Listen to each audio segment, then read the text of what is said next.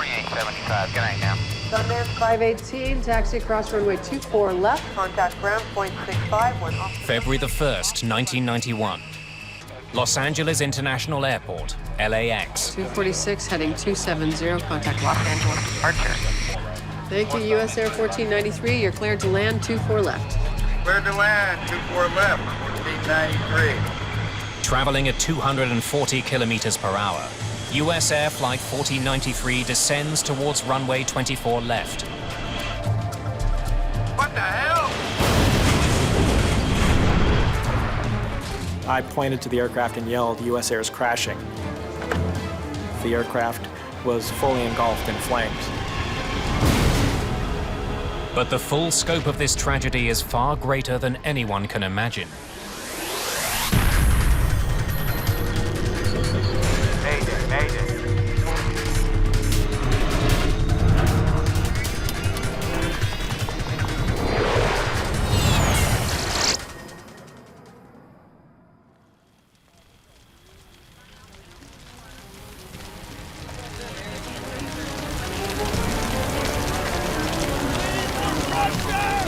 At one of the busiest airports in the world, a Boeing 737 has just exploded in flames upon landing.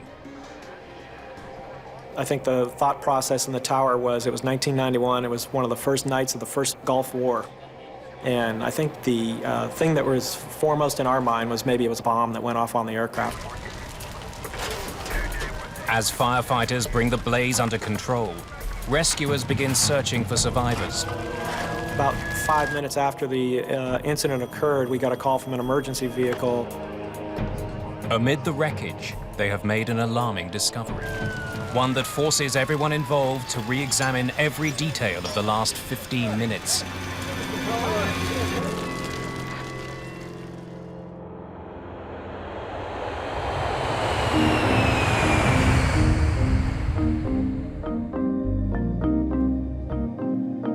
USAir Flight 1493 cruises towards Los Angeles International Airport.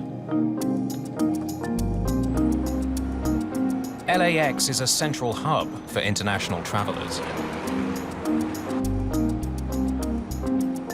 Just confirm the visual approach for USAir 1493 is 24 left. That's correct, USAir 1493. For the approach, Captain Colin Shaw is managing radio communications. First Officer David Kelly is at the controls.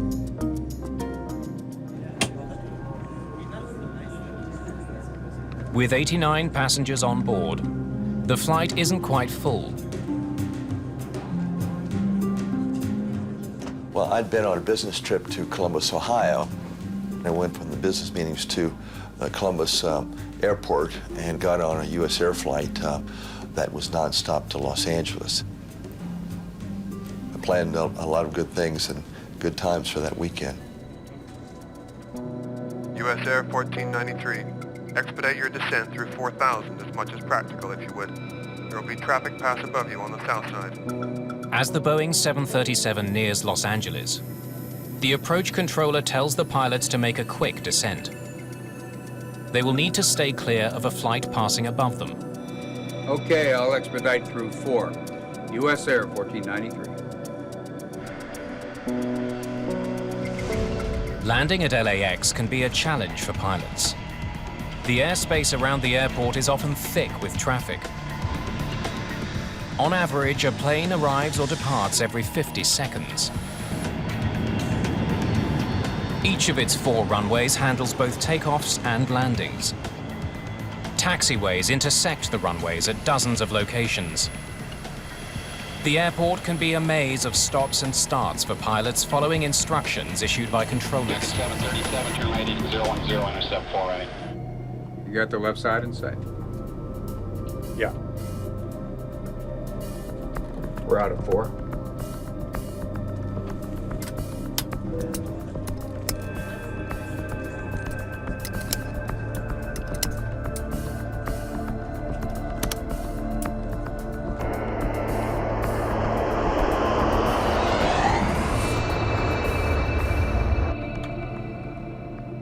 USAir 1493.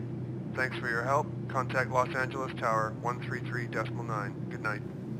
Good night. Gear down? All right. You gave 3 bells? Yes, I did.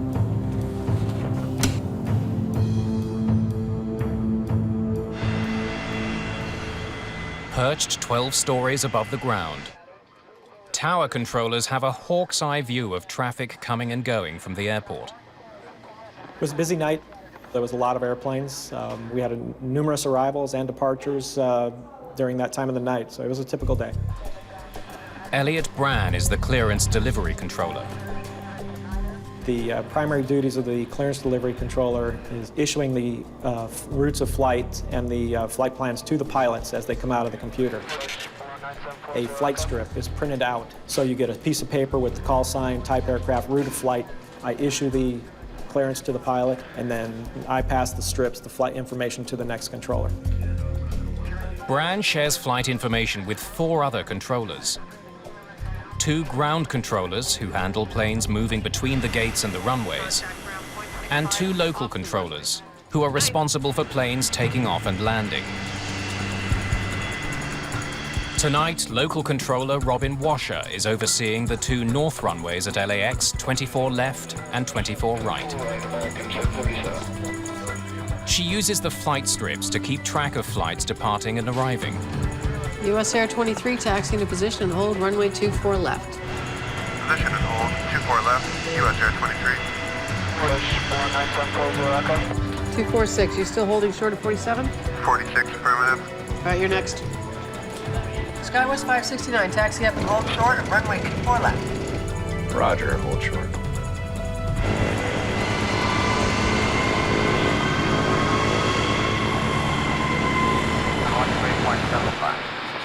$28.75. Good night now. USAir Flight 1493 is about 13 kilometers from LAX. The pilots configure their plane for landing. Speed brakes. Still working for a living. All right. Flaps are going 1. Flaps. Now the pilots radio the LAX tower for landing instructions. USAir 1493, inside rolling. Wings 5006, ground, tower. Robin Washer is busy with other planes. She doesn't respond to their radio call. Skywest 569, taxi to position, hold runway 24 left. Traffic will cross downfield. Okay, 24 left. Position and hold, Skywest 569. Wings west 5006, tower. At 2166, connect approach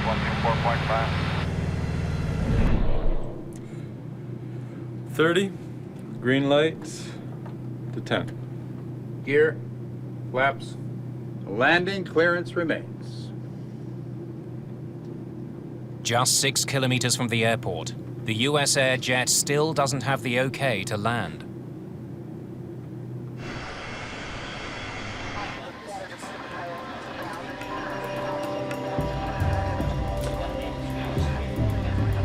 Sundance 518, taxi across runway 24 left. Contact ground point 65 when you're off the runway. Good night.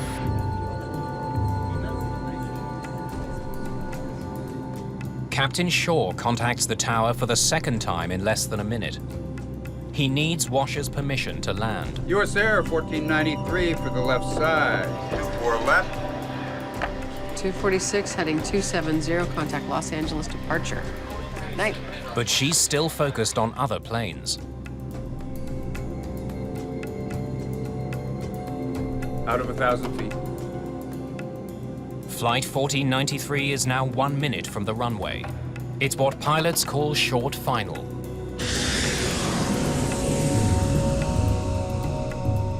Sometimes due to other priorities that take place, an aircraft might not get a landing clearance until short final.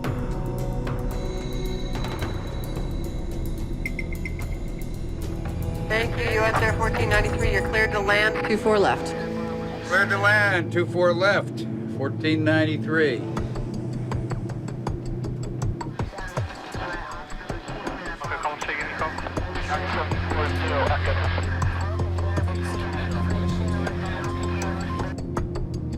Looks real good. You're coming out of 500.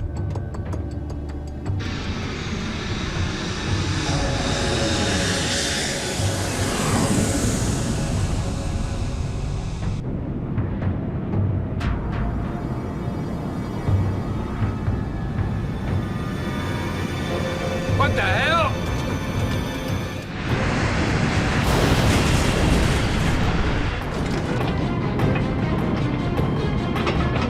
The USAir 737 has barely touched down. It erupts in flames and crashes through Los Angeles International Airport. I saw USAir touch down, and as he got about third way down the runway at taxiway 45, the aircraft was fully engulfed in flames. The supervisor ran past me to pick up the crash phone and alert the emergency vehicles to respond. Aboard the flight, sheer terror. There was a tremendous crunching sensation, and there was this extraordinary shower of sparks that shot by my window.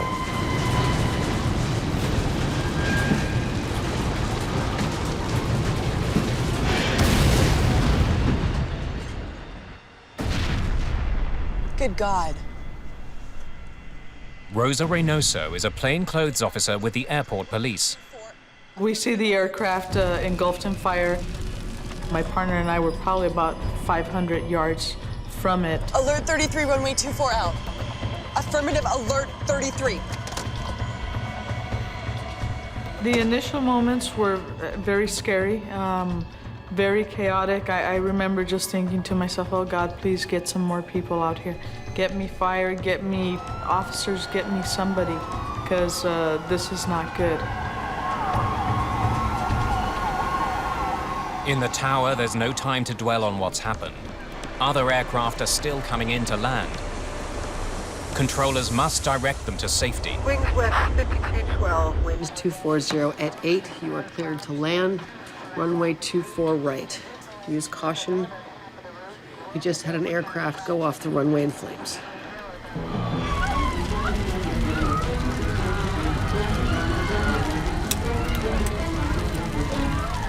The cabin of Flight 1493 is filling with toxic smoke.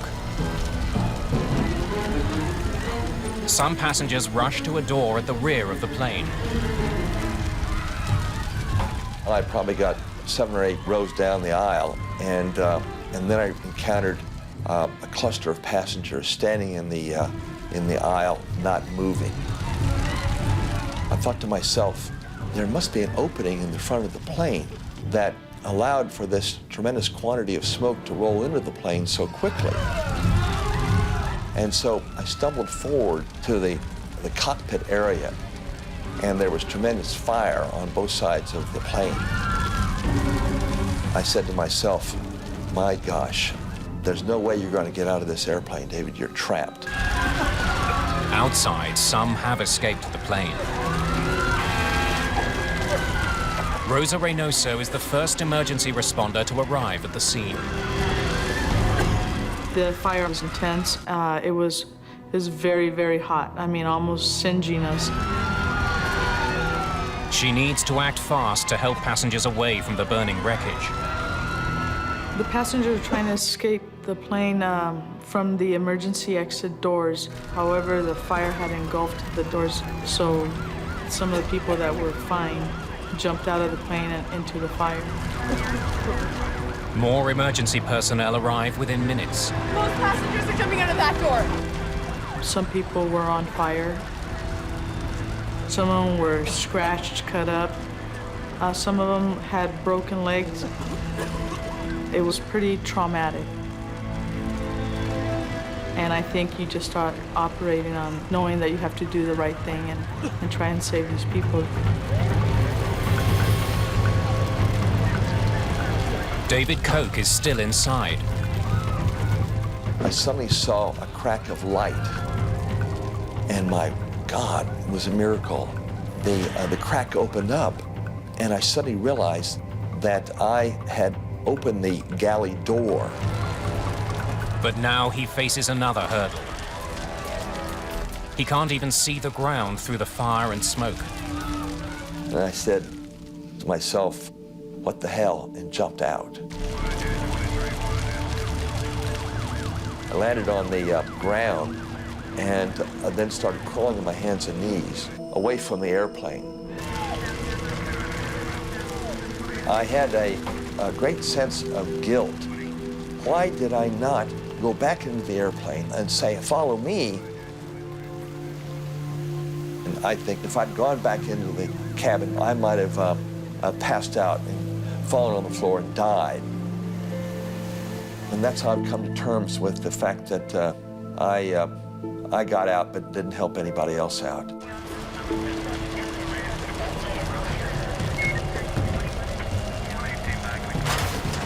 As the search for survivors continues, firefighters make a stunning find. This is Rescue 1. We've got a propeller down here in the wreckage.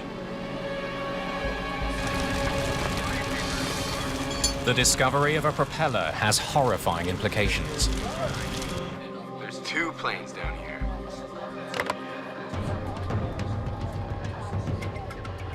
As soon as we found out that information, we started actively looking to see what aircraft, if any, were missing. So we started looking at the flight strips that were already departed, and then we looked at the ones that were still pending. And then we called the departure control, radar controller, to find out which ones they've talked to in the last 5-6 minutes. What about SkyWest 5569? No, we haven't heard from them. SkyWest 569, taxiing to position hold, runway 24 left. Okay, 24 left, position. And hold, SkyWest 569.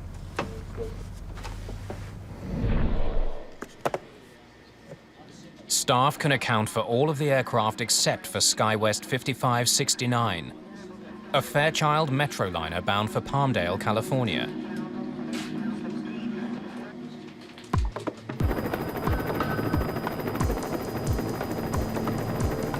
Emergency personnel find parts of the smaller plane strewn across runway 24 left.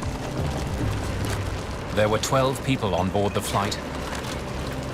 None have survived.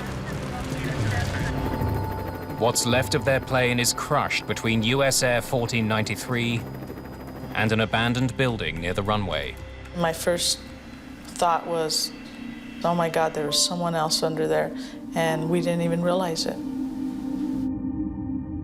There's even more loss of life on board the larger plane. 20 are dead, 2 others are mortally wounded. First Officer Kelly has survived, but Captain Shaw has not. The disaster thrusts LAX into the media spotlight.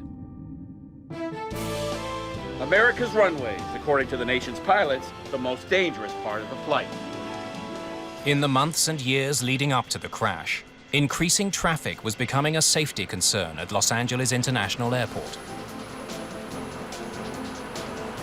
The most close calls, Los Angeles International Airport. 33 near collisions over the last 4 years.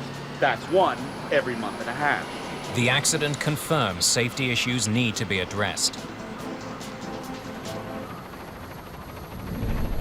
The National Transportation Safety Board sends its GO team to LAX to investigate. It was kind of a horrific scene. The front end of the airplane was impaled on the captain's side against the building. And with close inspection, we could see parts of another aircraft underneath. Investigators can see that the 2 planes collided at an intersection on runway 24 left. The scenario of the accident resulted in 2 planes being on the runway at the same time. The runway was occupied. And that's something that should never happen when a landing clearance is granted. Reducing collisions on U.S. runways is a priority for investigators from the NTSB.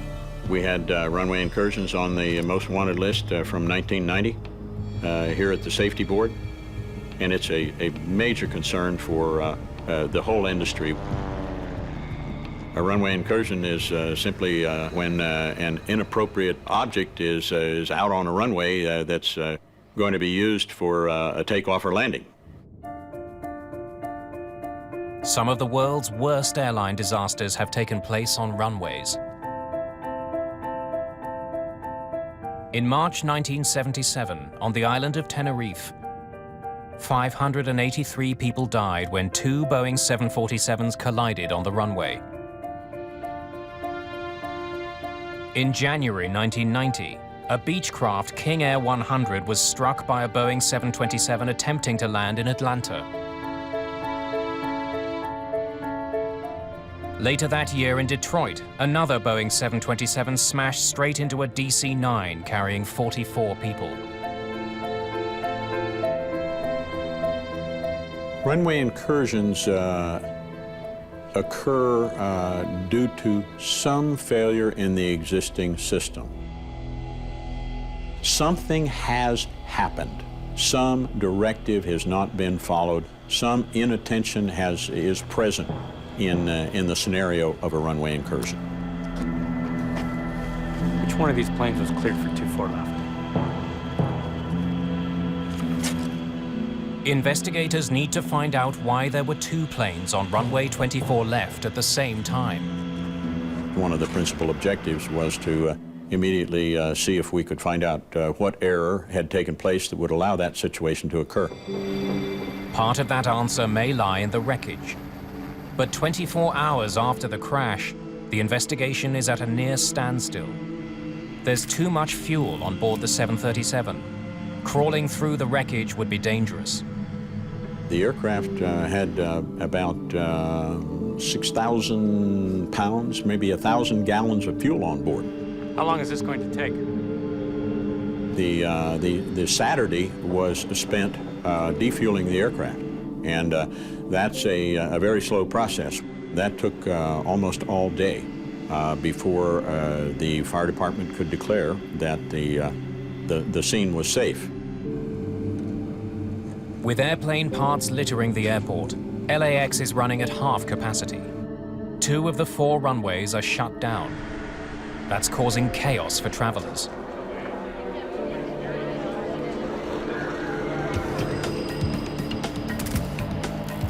When the NTSB team finally gets access to the wreckage, they're under enormous pressure to act quickly. They must gather all the information they need so the airport can be fully reopened. Their investigation has a dual purpose. They must figure out what caused the collision.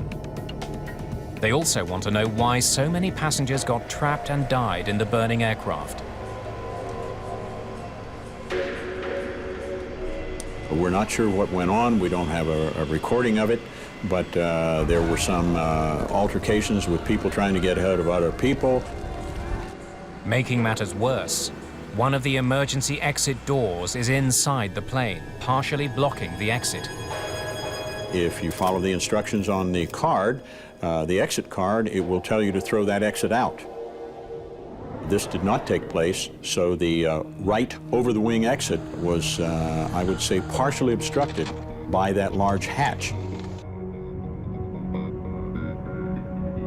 The NTSB concludes that a reduced number of exit doors made it impossible for many of the passengers to escape. With no way out, they were overcome by toxic smoke as it filled the cabin.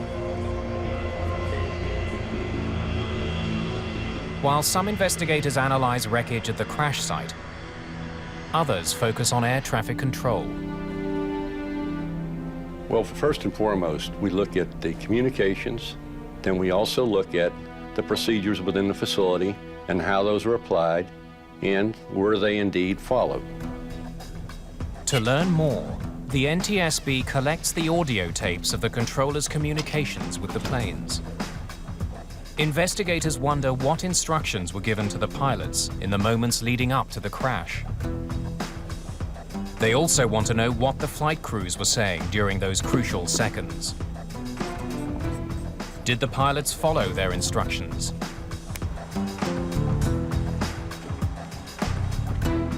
The The cockpit voice recorders should provide investigators with the answer.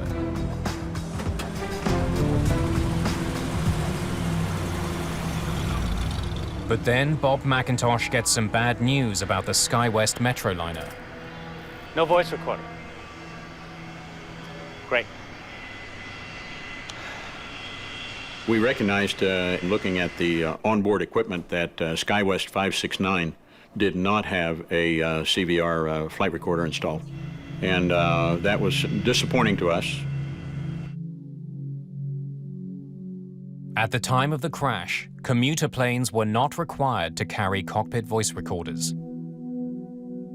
This means the only SkyWest conversations caught on tape are radio communications recorded in the control tower. Okay, 24 left, position and hold, SkyWest 569. The two cockpit crew members would have exchanged words, would have been listening to the air traffic information that was coming into their cockpit all the time, and we recognized that that was a valuable piece of data that we lost. Using the air traffic control tapes and just one CVR, investigators try to find out which of the two aircraft in the collision was actually cleared to use runway 24 left. The answer will raise alarming questions about the safety of all passengers flying to and from LAX. 246, are you still holding short of 47? The investigation into the deadly collision on runway 24 left focuses on Robin Washer's conversations with the two planes involved. Investigators begin with the smaller plane. 23, taxi into position and hold. Minutes before the accident, the pilots of the Metroliner waited for permission to take off. SkyWest 569, taxi into position and hold runway 24 left. Traffic will be crossing downfield. We used the tapes to try to visualize, like a local controller would, where the aircraft would be on the runway. The pilots of the SkyWest Metroliner turned their plane onto the runway and stopped at intersection 45.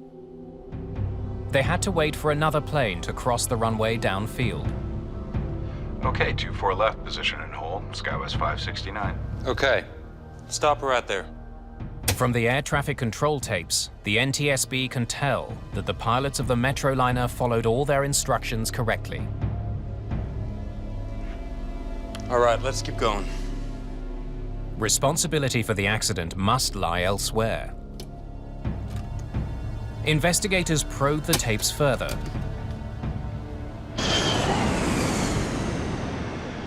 They look at Washer's communications with the USAir pilots. USAir 1493 for the left side, 24 left. Thank you, USAir 1493. You're cleared to land 24 left. A USAir 1493 was cleared to land on the same runway during the time that SkyWest 569 was still sitting in position on that same runway. Cleared to land, 24 left, 1493. SkyWest 569, right at intersection 45. How long's it been there? 1 minute, 7 seconds. The air traffic control tapes reveal that Robin Washer instructed both the SkyWest Metroliner and the USAir Flight to use runway 24 left at the same time. Left, contact ground, 0.65 when you are.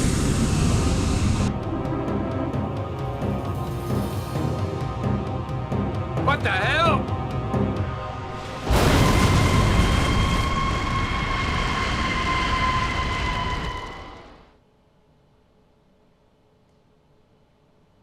When we're examining the recorded voice communications, what we try to do is to put ourselves in the position of the controller. What would she have seen? What would she have heard? What would she have done? Investigators need to know what Robin Washer was doing at the time of the crash. They look at the other flights that she had under her control. Wings west 5006, taxi across runway 24 left. They learn that in the moments before the collision, Washer began to lose track of some of those flights. Is that for Philippine 102? No, sir, hold short. Wings West 5006, taxi across runway 24 left. Wings West 5006 was an aircraft that was on the north side of runway 24 left who wanted to cross to the south side. Wings West 5006, ground tower. And when she was ready to cross the aircraft, the crew did not respond. Washer spent nearly a full minute of her time trying to re-establish radio contact with the flight crossing the runway. Can I hear the rest of that exchange?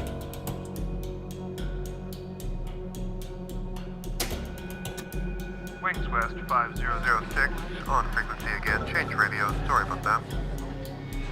They advised her they had inadvertently been on another frequency. 5006, you're back with me. Yeah, we didn't mean to switch radios. We're on now. And that created a distraction for the local controller. Okay, I thought I lost you. Sorry, we thought we lost you. We apologize. Not a problem.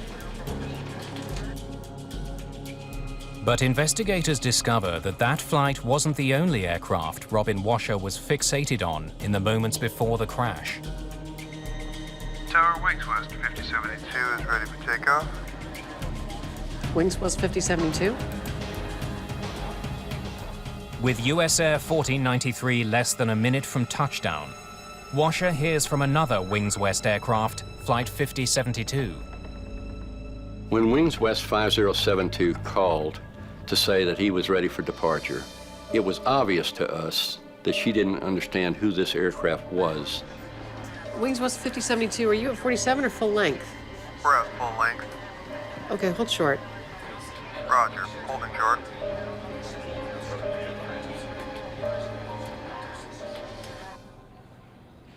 Investigators need to hear from Washer herself.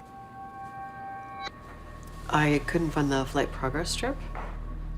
They hope to learn why she didn't recognize a flight that was under her control. I couldn't find the strip, so I asked my supervisor to help me. Francina?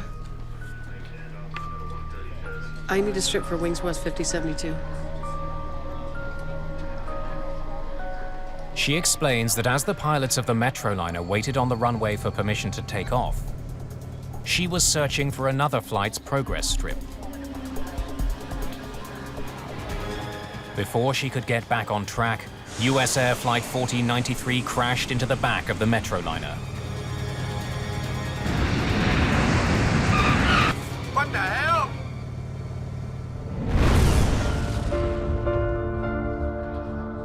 NTSB investigators now know that human error played a major role in the collision at LAX.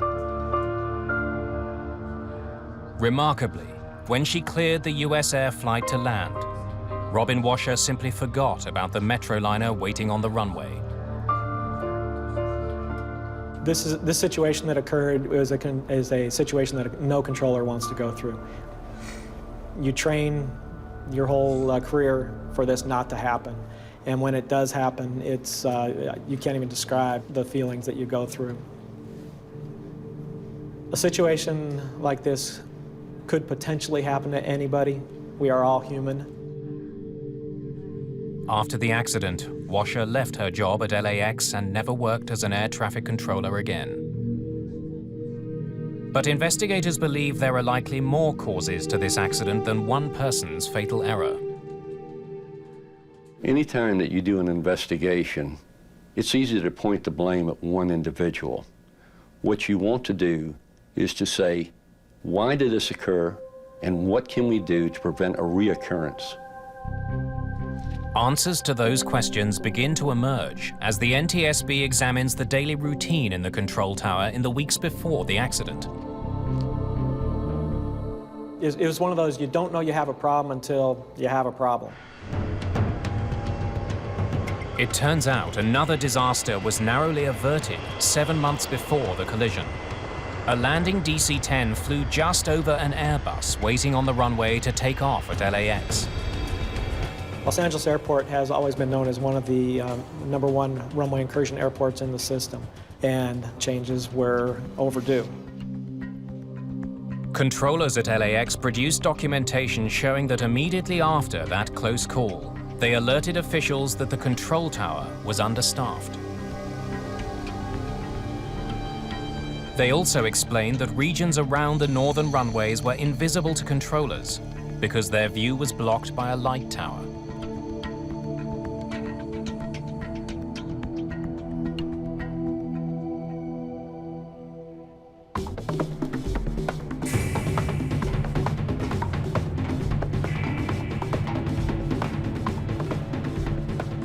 We went up in the tower, climbed the stairs, and asked the air traffic controllers to step aside while we sat in their chairs and looked out the window. The view that the air traffic controller was presented with had an obstruction, a light pole that produced a glare, and it was a light that lit up the airport ramp. Robin Washer may not have been able to see the SkyWest Metroliner as it sat out on the runway.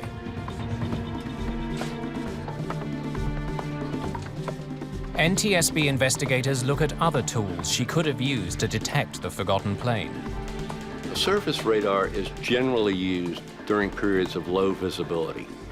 It is a tool by which the local controller, should they so choose, be able to visually confirm on that scope that an aircraft is indeed where it says it is. Ground radar displays all aircraft and ground vehicles moving around the airport. But on the night of the accident, that system wasn't working.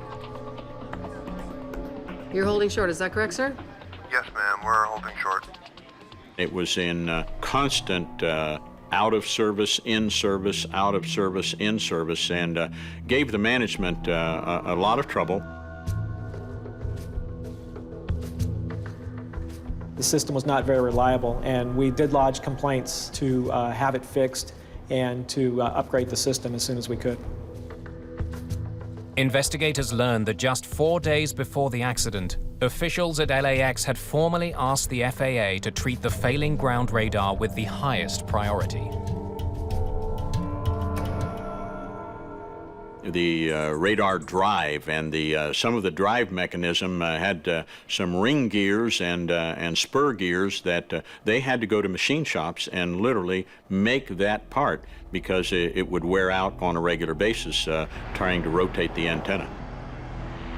We looked into this particular problem and learned that Los Angeles had been slated to receive a new system in 1988. However, that date had slipped, and at that time, they were not sure when they were going to get a new radar system. With the ground radar system out of commission, and with her view of the runway impeded by blinding lights, Robin Washer's chances of discovering her error were slim. Investigators turned their attention to the cockpit of the USAir Flight. They wonder why the pilots didn't see the Metroliner out on the runway and abort their landing. Well, most of us in the pilot community would recognize that it's our job to scan that runway and find aircraft that might be out there or anything else prior to landing. Like all planes, the Metroliner is equipped with lights to make it more visible at night. There are strobe lights on the wingtips and the tail, navigation lights on the wings, and a colored anti-collision beacon on top of the vertical stabilizer. We were concerned about the SkyWest lighting and had to look at the flight operations manual, and we found that the operating procedure for that company was to turn on the strobe lights only after clearance for takeoff. So no other lights were required? Okay, thank you.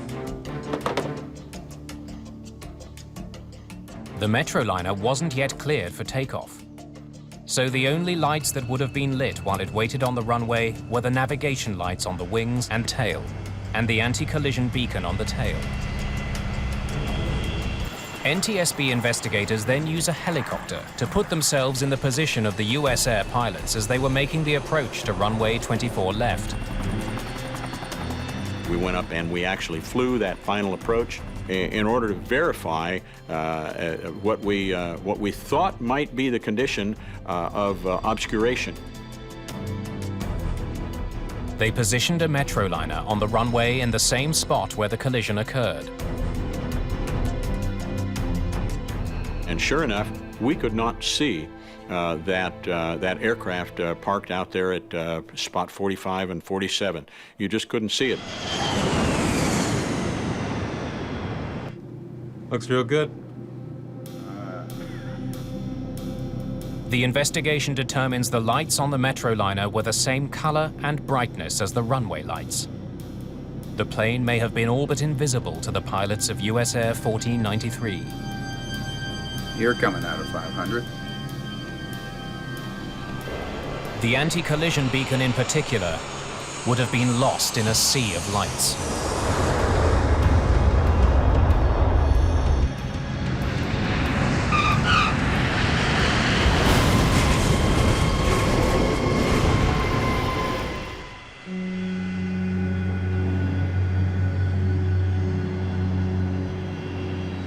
When the National Transportation Safety Board releases its report, controller error is determined to be a cause of the runway collision.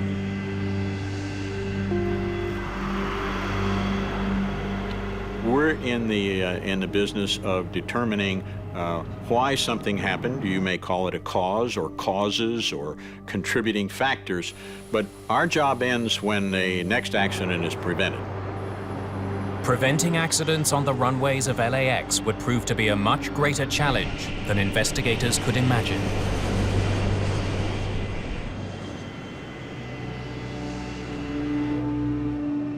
The collision between USAir Flight 1493 and a SkyWest Metroliner alarms the public. The accident seems to prove that controllers cannot safely handle the increasing traffic at Los Angeles International Airport.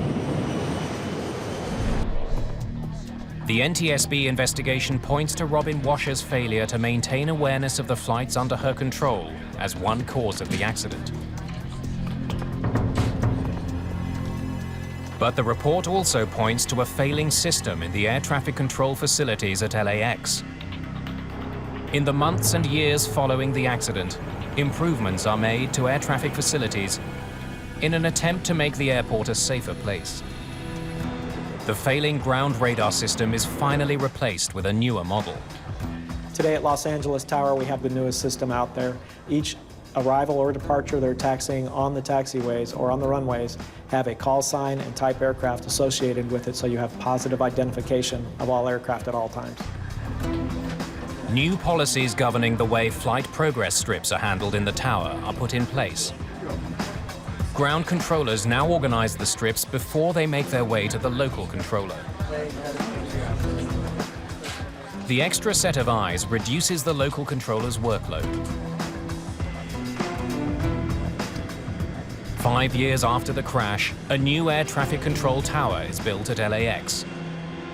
The tower is 16 stories higher, 3 times larger, and offers controllers clear, unobstructed sightlines. New regulations concerning aircraft lighting are also put in place. It becomes mandatory for pilots to turn on all their lights before they move out onto a runway.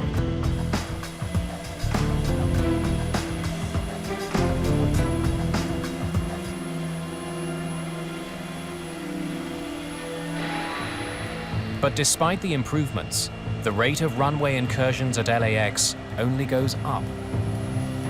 Throughout the 90s and even into the 2000s, I would describe it as a common event. LAX certainly was one of the worst airports we had for a number of incursions. 10 years after the accident, more serious runway incursions were happening at LAX than at any other airport in the United States. They had double-digit runway incursions and serious runway incursions almost every year. And in fact, in 2007, they actually had 21 runway incursions. In an attempt to reduce the problem once and for all, the Federal Aviation Administration begins work on a new system of runway lights to keep planes apart on the ground. Runway status light system is a series of runway entrance lighting that we put at taxiways or takeoff hold lighting that we actually put on the runway itself. The system is fully automatic. It uses a series of red lights embedded in the runways and taxiways. The lights warn pilots if there is conflicting traffic. The runway status lights illuminate red, tells a pilot that it is unsafe, or a vehicle driver, that it is unsafe to either cross or enter that runway. And it triggers because there is an aircraft landing or departing. There's some other traffic on the runway.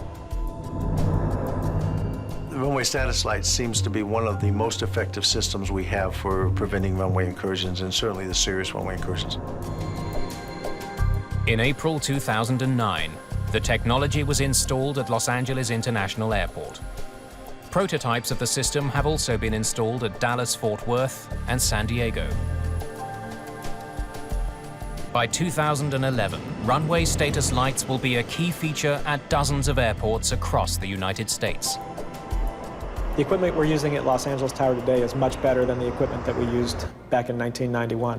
It's been upgraded, it's much more reliable, and it gives the controllers the tools they need to make sure that the runways are clear and to keep the aircraft moving.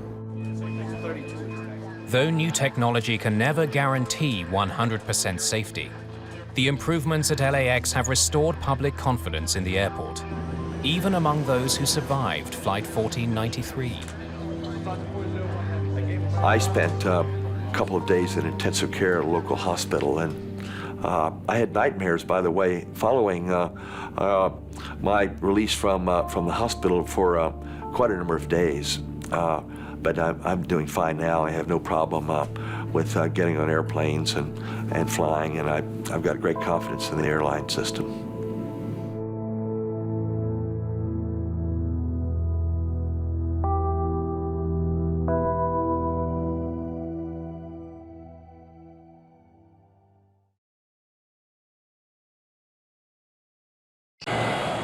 New York City's LaGuardia Airport, March the 22nd, 1992.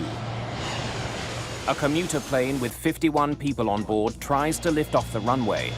Rotate. But the pilots can't get it to climb. They knew they were in trouble, but they were fighting all the way to the end. USAir Flight 405 plunges into the icy waters of Flushing Bay. 27 people die. For US investigators, it's an open and shut case. This accident was not a huge surprise to us. But Canadian investigators are stunned. They know the New York accident should never have happened. My reaction when I heard about it was, my God, it's Dryden all over again. 3 years earlier, an exhaustive investigation into a crash at a remote northern airport had identified a killer and spelled out ways to keep it from striking again. Certainly, if they had followed the recommendations in my report, the F-28 crash at LaGuardia could have been averted. The LaGuardia accident makes one thing clear. The right people never got the warning.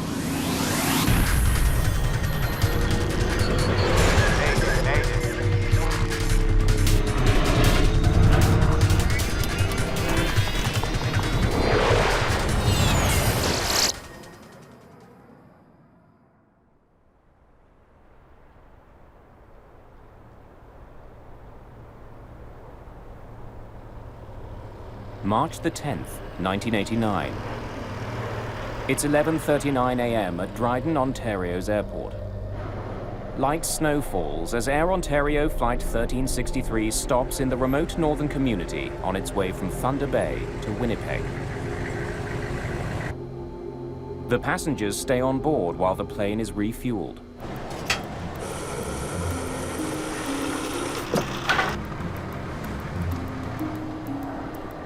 For flight attendant Sonia Hartwick and the crew aboard the Fokker F-28, it's been a frustrating day of delays. Big, fluffy, white snowflakes at this time were falling gently to the ground, and it was very, very gray. And I thought, I guess this means we're going to be delayed again. I can't see us making it to Winnipeg on time. It's Friday, the beginning of March break. Already an hour behind schedule, Another delay could jeopardize the vacation plans of many of the 69 passengers and crew. There was a lot of families traveling on board with plans. Most of them were going skiing, and so they were very concerned about meeting their connections in Winnipeg. Kenora Dryden, it's Ontario 363. Ontario 363, Kenora. We've got quite a... As First Officer Keith Mills checks on weather conditions, Captain George Morwood returns from making a phone call inside the airport. It's getting worse. What's the latest? And it won't clear till late afternoon. Check that. Quite heavy snow. Looks like it's going to be a bad one. It's still within our takeoff limits. Well, that's good. We got a lot of people who want to make their connectors. Let's hope it holds. Temperatures hover around freezing. Visibility is decreasing. If the flight doesn't leave soon, it could be grounded indefinitely. Dryden is a very small city. It's a very remote part of Ontario. With a population of about 6,500, the isolated community lies halfway between Thunder Bay and Winnipeg. Harsh Canadian winters with bitter cold reaching minus 35 degrees Celsius are the norm here. It's not the place to be stranded in the middle of a snowstorm.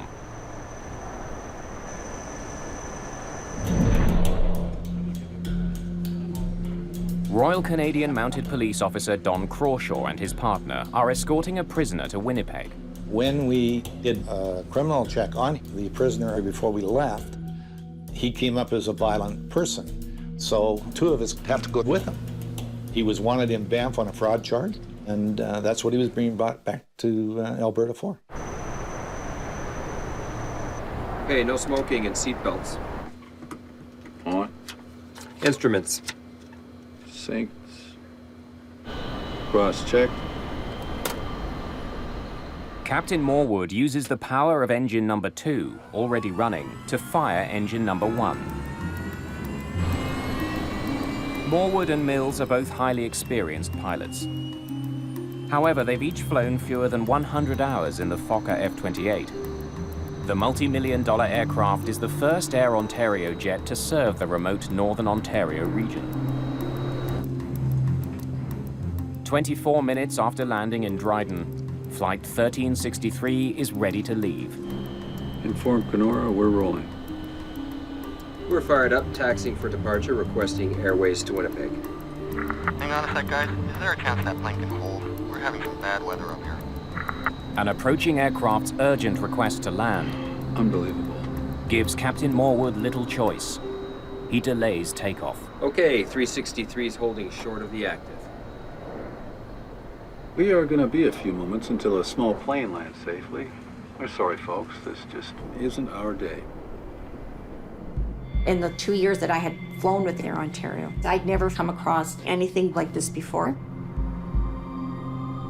The Cessna 150 lands safely, clearing the runway for Flight 1363's departure. Tell them we're going immediately. Kenora, Ontario, we're taxiing out at this time, 363 Dryden. Finally, an hour behind schedule, the plane taxis to runway 29. As we're going down the runway to position for takeoff, a blanket of snow was falling and I couldn't see the tree line anymore. It was like looking through a sheer. Folks, we're sorry for the delay. Flight attendants, please be seated for takeoff.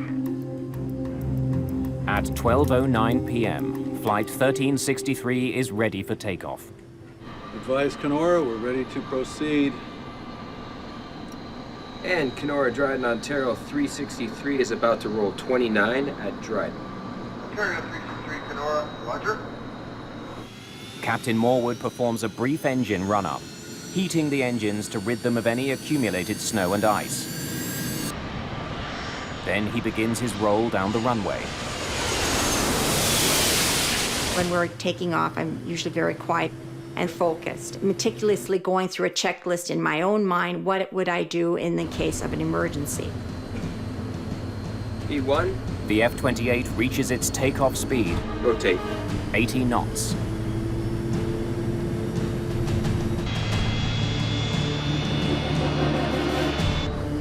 Our takeoff was very slow and sluggish.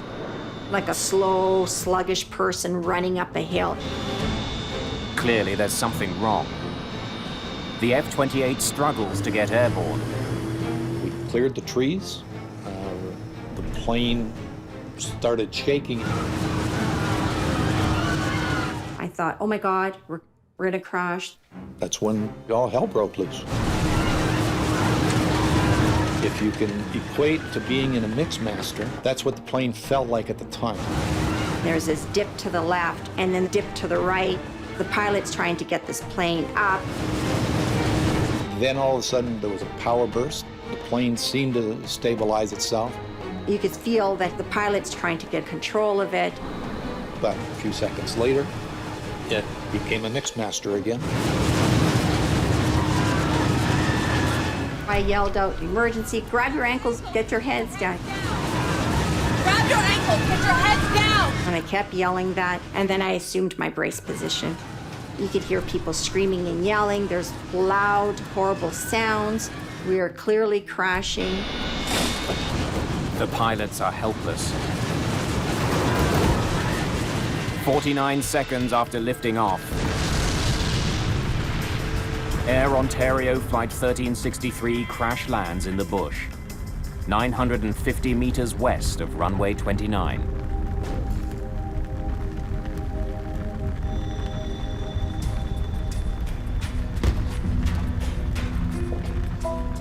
There was carnage of the aircraft all over the place. I didn't know where I was. And at that point, I thought, oh my gosh, I'm alive. I'm still alive, that this is all happening so quickly. When we crashed, we came down on an angle. It ripped the right side of the plane open, and that's how we got out, or else we probably would have never gotten out. Now, the prisoner was still in handcuffs, so I reached over and I took the cuffs off of him there, but he never left me. And then we exited the aircraft. There's fire all around, there's explosions. I'm thinking, oh my God, we're full of fuel. Guys, come this way. And I started yelling, come this way, for people to follow my voice. Come this way. Come on. Passengers scramble for safety before the fire spreads.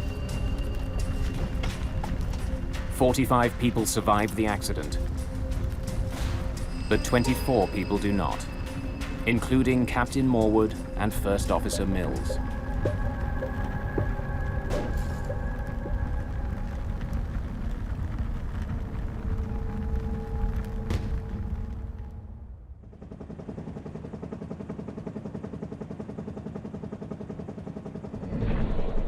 Emergency crews rush to the crash site deep in the woods.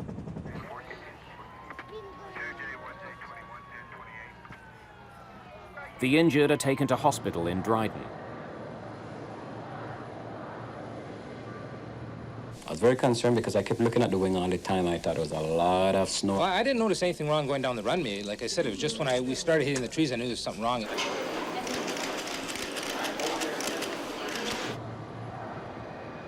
Within 24 hours, a team of investigators from the Canadian Aviation Safety Board arrives at the scene.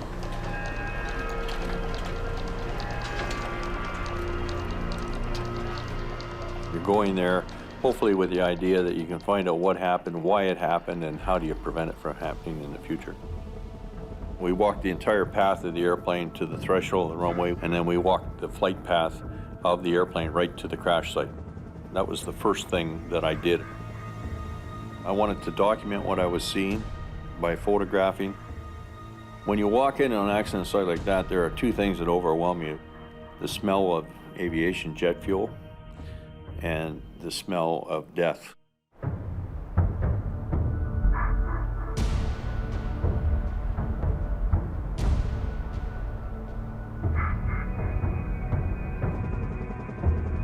The trees just past the end of runway 29 give investigator David Roer and his team vital clues about the F-28's failed flight. What happened was the airplane went off the end of the runway in what we would call ground effect and just stayed at that height, simply clipping the tops of the trees. Look at how these treetops have been clipped off. It didn't ever fly. You've got 24 people that died. You've got 2 pilots that died and a flight attendant that died. And they died, for the most part, trying to do their job. So you really want to do them justice, but you also have to be fair.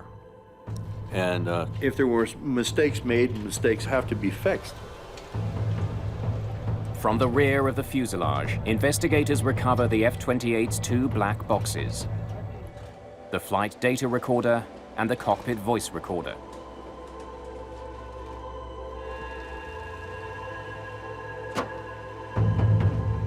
The devices are designed to withstand temperatures of 1100 degrees Celsius for up to 30 minutes. Investigators are frustrated to learn that the mylar tape from the recorders has suffered extreme heat damage.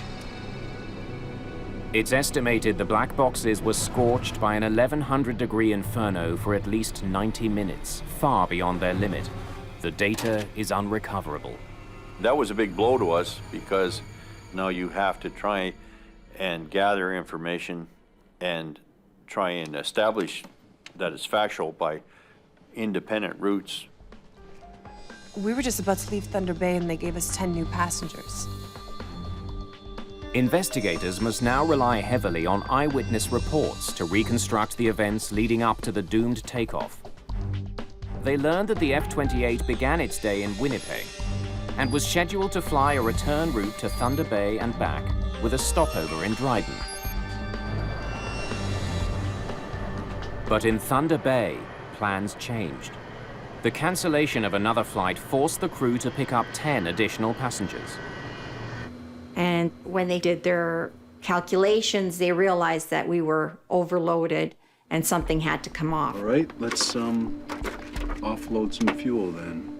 They ended up removing fuel in order to be within the proper weight. Dispatch, Ontario 363. So the flight was delayed an hour. The extra weight of the new passengers left the crew no choice. They had to unload fuel to lighten their load. That meant when they arrived in Dryden, they needed to pump in more than the usual amount of fuel for the final leg back to Winnipeg. Roa wonders if the change in plans somehow led to a miscalculation of the weight and balance. Was the F-28 too heavy for takeoff? He then uncovers a puzzling detail. The plane's weight and balance form for the takeoff from Dryden was never collected as required. It burned in the fire. Roa is forced to use Air Ontario's standard averages to calculate passenger and baggage weights. The data, combined with the airport's fuel records, allows him to estimate the plane's gross takeoff weight. We knew how many people we had on board. We knew how many bags we had on the airplane. And we knew what our fuel load was. He estimates the F-28 weighed between 62,000 and 64,000 pounds. And the airplane's max takeoff weight was 65,000 pounds. And so we came to the conclusion that the airplane was not overweight. The cause of the crash remains a mystery. 18 days into the investigation, the Canadian government appoints Justice Virgil Moshansky to lead a more wide-ranging inquiry into all aspects of the aviation system that might have contributed to the Air Ontario tragedy. The government was looking for an experienced trial judge, and preferably one who had an aviation background. Moshansky is an experienced pilot with 13 years on the bench. He will work closely with crash investigator David Roa and aviation consultant Frank Black. The new team's first step, assessing the plane's technical systems. The electrical system, the hydraulic system, the fuel system, all of these systems are looked at both in terms of what is their history leading up to the accident and what remnants are remaining at the crash site that can be examined. Clues to a possible system failure arise when Sonia Hartwig recalls a troubling event aboard the same plane just days before the fatal crash. I think it was Monday or Tuesday. When we took off, there was this smoke that filled the aircraft and there was this horrible smell. I thought, oh my God, we have a fire in the lab. but there was no fire in the lavatory or anywhere else in the cabin. They told us that apparently it had something to do with oil sitting in the APU system. So every takeoff that day, this would happen. The auxiliary power unit is a generator that provides the power needed to start the engines. Did burning oil in the APU somehow cause a fire and ultimately doom Flight 1363?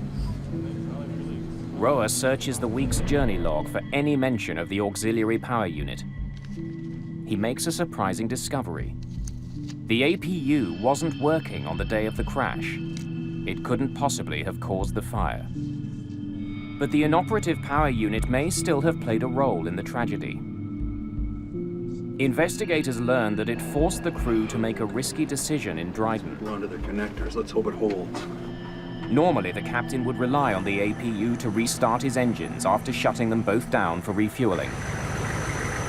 But if he couldn't use his APU, he couldn't shut his engines down. That meant Flight 1363 had to be refueled with one engine still running.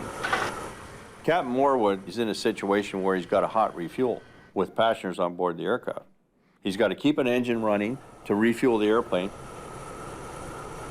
Hot refueling isn't against regulations, but the risk of a fuel spill makes it potentially dangerous. In Toronto in 1973, a maintenance person was killed when an Air Canada DC-8 jet was consumed by fire during refueling. Hot refueling is not a normal practice. Could the hot refueling have caused some kind of damage to the engines?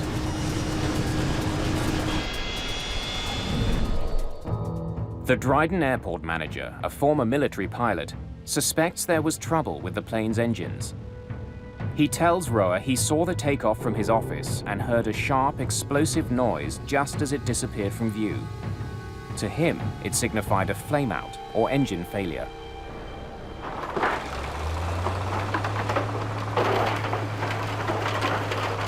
I thought, this is going to be a high-profile and potentially controversial investigation. And the only way to ensure that the truth stands up is to have hard evidence from the aircraft accident. And so we took the airplane completely and we put it in our lab in Ottawa. Anything? With signs pointing to engine failure as the cause of the crash, strip it down. Roa orders extensive engine testing. Those engines were examined in detail for damage. Roa finds the F-28's two Rolls-Royce engines suffered only minor structural damage. There's no evidence of an engine fire, nothing at all to suggest the engines had failed.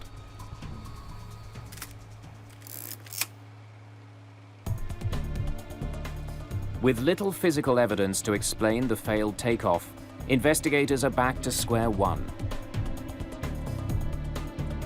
To solve the mystery, they comb through survivor and eyewitness statements. A common thread emerges.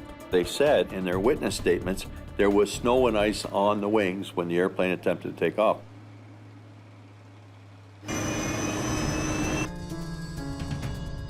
Roa studies weather charts for clues.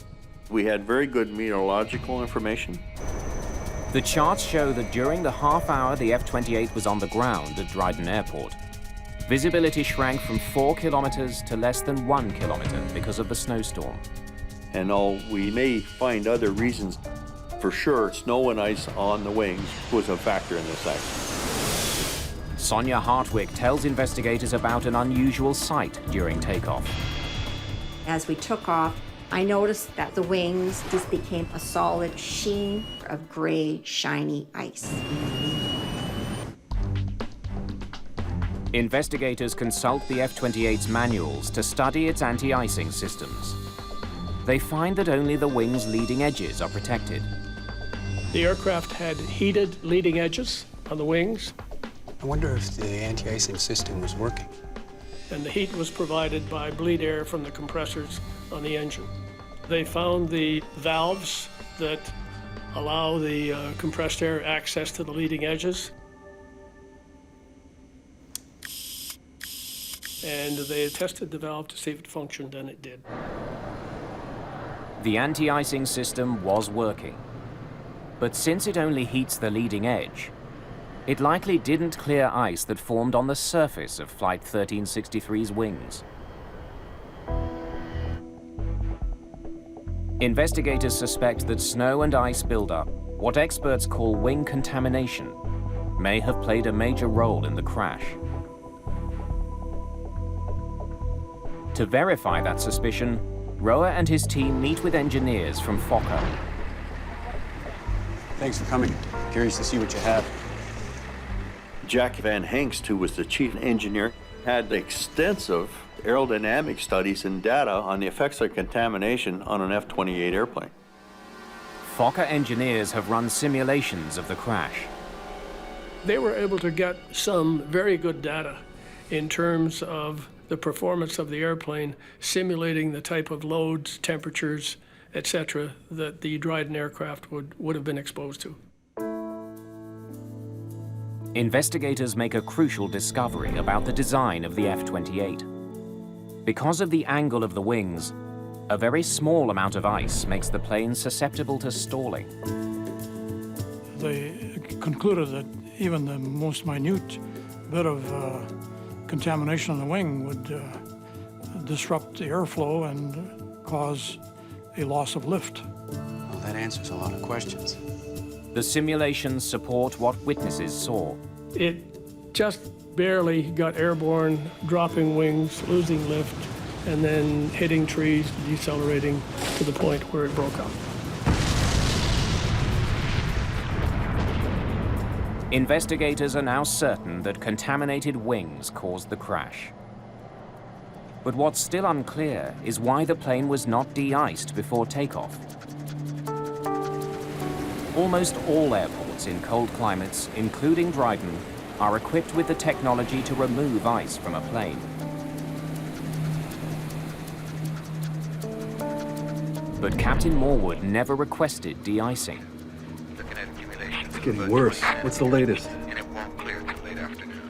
Investigators need to figure out why. They want to understand what made him risk his own life. Let's hope it holds. And the lives of the 68 other people on board Flight 1363.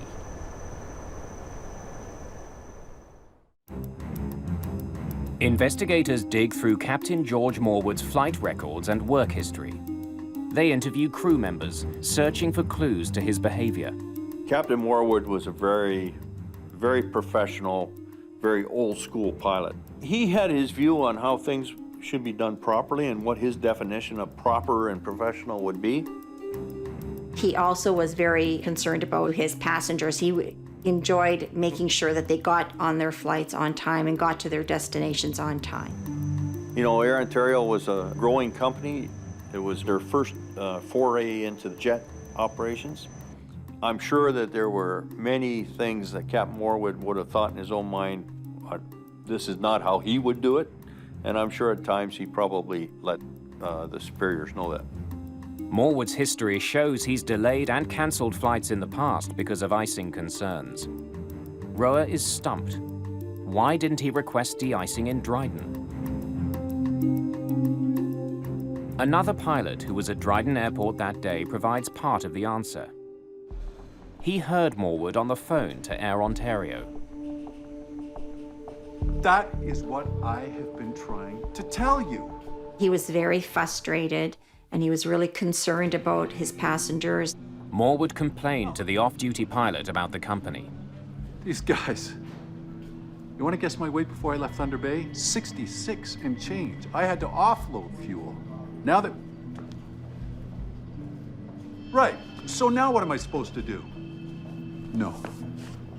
You figure it out. When he left the terminal, he was observed by witnesses to appear to be very upset and very angry. Investigators wonder what set Morwood off. They try to piece together the pilot's day on March the 10th. This was the 5th day of a very long week for Captain Morwood.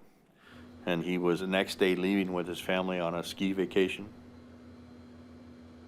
Before his first flight of the day, he'd learned the plane's APU still wasn't working. And then, once in Thunder Bay, more bad news. After refueling, the dispatcher forces Morwood to take on 10 extra passengers. Now he must offload fuel and lose more time. There goes the schedule. Let's, offload some fuel then. This meant Morwood would leave Thunder Bay behind schedule. Dispatch, Ontario 363. And Captain Morwood is the type of captain who didn't want to be late. Now en route to Dryden, and an hour behind schedule, the weather forecast the crew was given of light rain and fog is no longer accurate. And Captain Morwood didn't get the forecast of freezing rain coming into Dryden, which he should have had. As Flight 1363 lands in Dryden, the weather was getting worse by the minute. The plane sat there for half an hour while snow built up on the wings. I gotta talk to somebody about this. Investigators may never know how concerned Morwood was about the weather. But there is evidence that it was on his mind. When Roa questions the fueling agent, he learns that Morwood did ask about de-icing moments before takeoff. Is there de-icing available? The fueling agent says he pointed out the de-icing ground crew to Morwood. The agent then offers a compelling reason that could explain why the captain didn't de-ice. Air Ontario had a policy prohibiting him from de-icing with an engine running. The fluid can be ingested in the engines and then find its way from there to the air conditioning on the airplane and make it extremely noxious in the cabin portion of the airplane. But if Morwood had shut down both engines, he wouldn't have been able to restart his plane. Now, the only other way to start the airplane on the ground is with a ground-based air cart that can provide the compressed air. And Dryden did not have the capability to start the airplane. The equipment would have had to be flown in from Winnipeg. It would have been a costly decision. If he shut it down, he would ground the aircraft there effectively, requiring the billeting of passengers and hotels and at an expense to the airline for which he would be answerable. Right. So now what? So he was under a great deal of pressure. No. You figure it out. And I believe that the conversation on the phone would have been about that scenario and his displeasure with it. But he didn't have any other chance. It's getting worse. What's the latest? Quite heavy snow. Looks like it's going to be a bad one. It's still within our takeoff limits. Well, that's good. We got a lot of people who want to make their connectors. Let's hope it holds. Though the amount of snow on the wings was still within limits, it's what lay under the snow that doomed the flight. The fuel in a plane's wing can get as cold as -40 degrees Celsius. The frigid fuel cools the metal surface of the wing. When snow hits this supercooled surface, it freezes instantly into a barely visible layer of ice. It's a process called cold soaking. And this, of course, is what's disrupting the airflow on the wing and destroying the lifting capabilities. Tell them we're going immediately. Kenora, Ontario, we're taxiing out at this time, 360. The only reason that I can possibly think of that led to his decision to execute the takeoff was the fact that he didn't consider the cold soaking phenomena and the fact that those wings could still have ice on them. Advise Kenora, we're ready to proceed. And Kenora, Dryden, Ontario. Perhaps not wanting to face the consequences of shutting down his engines, Morwood opted to take off for Winnipeg without de-icing his plane. He must have concluded that the ice would blow off on takeoff. That is where he made a mistake, a tragic mistake. But Mashansky concludes that despite his mistake, Captain Morwood is not solely responsible for the crash. It wasn't simply pilot error. There were myriad of factors which were the cause of the accident.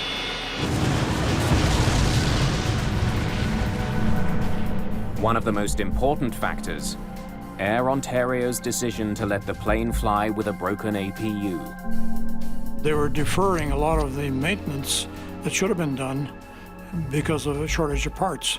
And then they had to scrounge around all across Canada with various F-28 operators to borrow parts from them. And this was a very bad move on the part of Air Ontario management.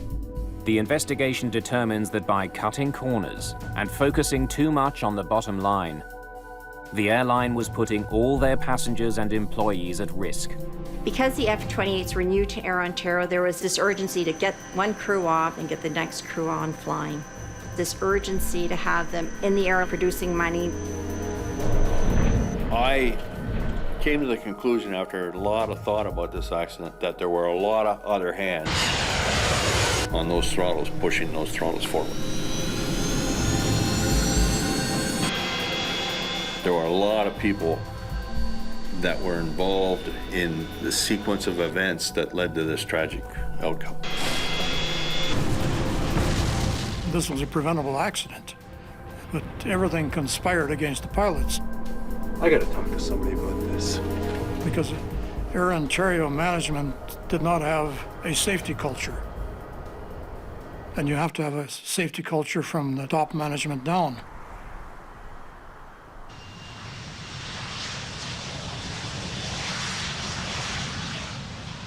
Knowing there are dozens of Fokker F-28s flying around the world, Justice Mashansky takes an unusual step. He releases a report well before his inquiry concludes. Good afternoon. It warns of the plane's vulnerability to ice buildup and stresses the need for frequent de-icing in winter conditions. Even a small amount of icing would be disastrous on an F-28.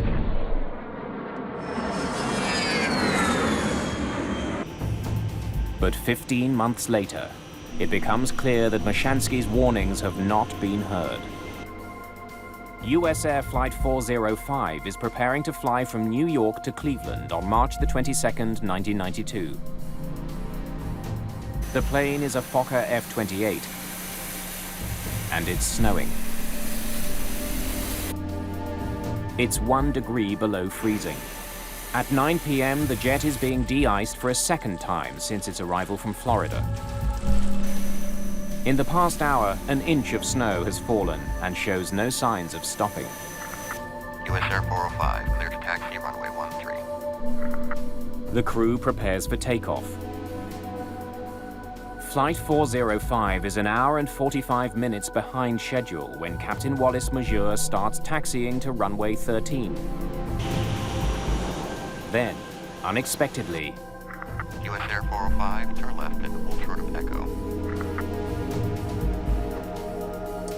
Left on the inner to hold short of Echo. At 9:07 p.m., Flight 405 is forced to wait on the taxiway near runway 13. Another 23 minutes pass. First Officer John Rashuba turns on a light that illuminates his wings. He checks the right wing for ice. He sees none. Looks pretty good to me as far as I can see. USAir 405, runway 13, clear for takeoff. Even though it's now been 35 minutes since their last de-icing, the crew does not request another. Takeoff thrusts set. Temp's okay. Everything proceeds as it should. Until... V1. Rotate. Just after the F-28 begins its rotation. The aircraft had enough flying speed to lift off, barely lift off. The wings just could not support the airplane. They knew they were in trouble. 13 seconds after lifting off, Flight 405 crashes on the shore of Flushing Bay.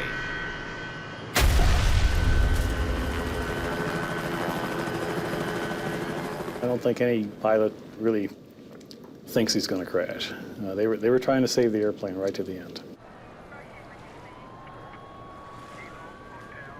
27 of the 51 people on board are killed. Another Fokker F-28 has crashed with tragic consequences. My reaction when I heard about it was, my God, it's Dryden all over again. Within days, investigator in charge Robert Benson suspects that ice on the wings was the major cause. It would be very, very difficult for either of the pilots to really detect ice on the wings, looking backwards over their shoulders through the side windows of the airplane. Looks pretty good to me as far as I can see. So the captain was faced with quite a problem. If he wanted to be de-iced a third time, he would have had to get out on the lines, taxi all the way back into the parking area, and meet up with a de-icing truck again. Takeoff thrusts. That would have put him very, very late, and it may have even caused the cancellation of the flight. After all of this work, after all of the efforts, to see it happen again was extremely frustrating.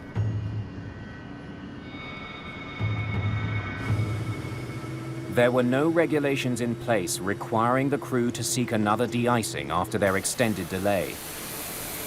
But Justice Mashansky had called attention to the dangers of long wait times when he issued his interim report.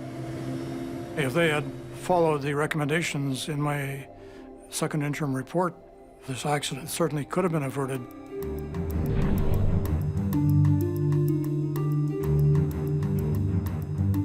He also had drawn attention to the limitations of the de-icing fluid being used at the time.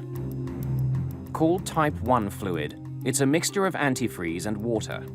Those chemicals are designed that as you accelerate down the runway, that they'll actually shed off your wing, so that when you actually want the wing to lift and produce lift, that it's not contaminated. Type 1 fluid is applied hot to de-ice the plane's surfaces. But it doesn't last long. Type 1 fluid had a holdover time in their best conditions of about 15 minutes. Under poor conditions, such as freezing rain, it could be as low as 6 minutes. During the Air Ontario investigation, Mashansky's team reached a stark conclusion about the effectiveness of Type 1 fluid. Even if Captain Morwood could have de-iced his plane in Dryden, We're fired up, taxiing for departure, requesting Airways to Winnipeg. it may have made no difference. Hang on a sec, guys. Is there a chance that plane can hold? We're having some bad weather up here. Unbelievable. Flight 1363 had to wait for the troubled Cessna 150 to land. By the time he waited for this 150 aircraft and pilot to land, and then they backtracked and got into position, now they're in a serious snowstorm, and they are getting contaminated. Even if Morwood had de-iced during his 30 minutes on the ground, Rotate. the delay may have been enough for the fluid to stop working. The plane's wings may once again have become coated in ice.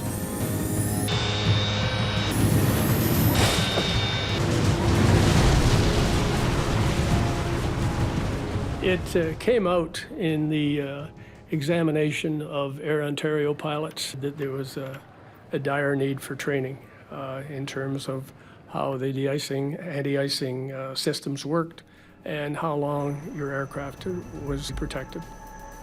As soon as our accident occurred up in New York, we of course understood that it was a similar aircraft, in fact a nearly identical aircraft to the Dryden accident airplane. The circumstances were similar in both accidents, and the Dryden report was a tour de force, which helped us focus our investigation quite a bit. Justice Mashansky had released his interim report more than a year before the crash of Flight 405. His recommendations could have prevented it. Mashansky would soon discover that a breakdown in communication had cost the lives of 27 people in New York.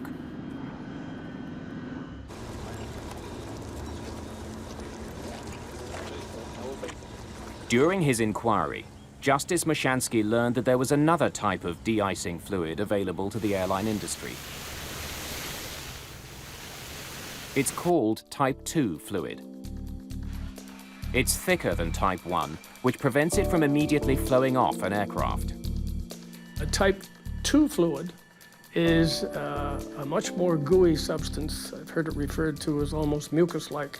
With holdover times of up to 45 minutes, it keeps ice from accumulating, then blows off the plane's surfaces at takeoff. 15 months before the USAir crash, Mashansky recommended greater use of the thicker Type 2 fluid. Mashansky's investigators also studied de-icing practices at Toronto's Pearson Airport. We got hold of a film crew, And we waited and watched the weather very carefully until we found a forecast of freezing rain. And we tracked one aircraft which was heading for the Caribbean. The investigators discovered an alarming gap in the time between de-icing and takeoff. And from the time the aircraft was de-icing on the gate until the time the aircraft took off was somewhere in the order of 41 minutes. So there was no doubt that aircraft were departing Pearson Airport with a partially or largely contaminated wing surface. We then went to Chicago O'Hare. This was the first airport to actually put in place runway end de-icing pads. And it was very useful in terms of explaining to us how these had evolved, what type of de-icing equipment they were using on them, how they worked. At the time of the USAir crash, LaGuardia did not offer de-icing at the runway, only at the gate. Again, 15 months before the crash, Justice Moshansky recommended the placement of de-icing facilities at runways instead of terminal gates. Moshansky also recommended that pilots not only inspect their wings from the cockpit, Looks pretty good to me as far as I can see. but also from the cabin. USAir 405, runway 13, cleared for takeoff. Moshansky claims that his report could have prevented the crash at LaGuardia. But the Federal Aviation Administration claims it never received his report in 1990, and therefore couldn't pass the information along to airlines and pilots. But Justice Moshansky doesn't accept that. My second interim report went out in December of 1990. It was about a year and a half before the LaGuardia crash occurred. So I think probably sat on somebody's desk. The crash of Flight 1363 resulted in dozens of recommendations that could save lives. The crash of Flight 405 ensured those recommendations were widely implemented. Well, there was a lot that came out of Dryden. I mean, the commission came out with 192 recommendations. It changed the whole nature of how we approach contamination. We now have runway end de-icing pads, so they can get a final de-icing before they take off. This was something directly the result of the Dryden Commission inquiry. Today, most airlines use a new type of de-icing fluid. Type 4 de-icing fluid lasts longer. It will stick to a wing for up to 2 hours.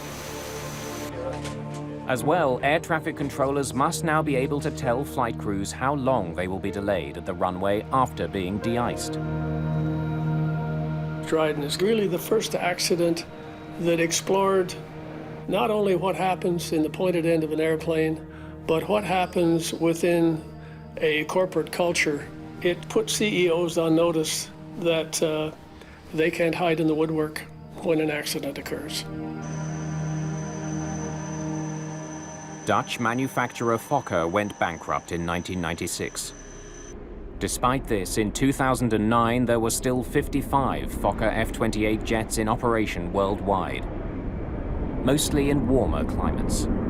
Nobody should ever lose their life due to a contamination accident again in commercial aviation, anywhere in a snow and ice environment. We've learned all the lessons.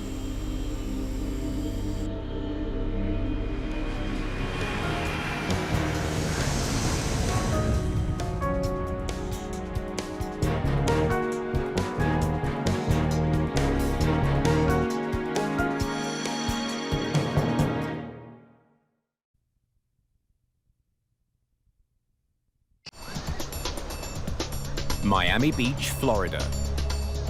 Sun, sand, and calm blue seas. But when a tourist points his camera towards the sky, he captures a scene of horror. A plane is falling to the sea. We have a code 4. Repeat, code 4. The plane down in the water. As soon as I saw this, I realized, I'm like, oh no, this is the Chalk's airplane crashing. The downed plane is Chalk's Ocean Airways Flight 101, bound for the Bahamas. Could it have been a collision with an object? Could it have been a fire? Could it have actually been a criminal act? Let's notify the FBI. The incredibly rare video may hold the answers. Can you enhance that for me? An airline renowned for safety has made a fatal error. But it will take investigators hundreds of hours to finally uncover it. Bingo.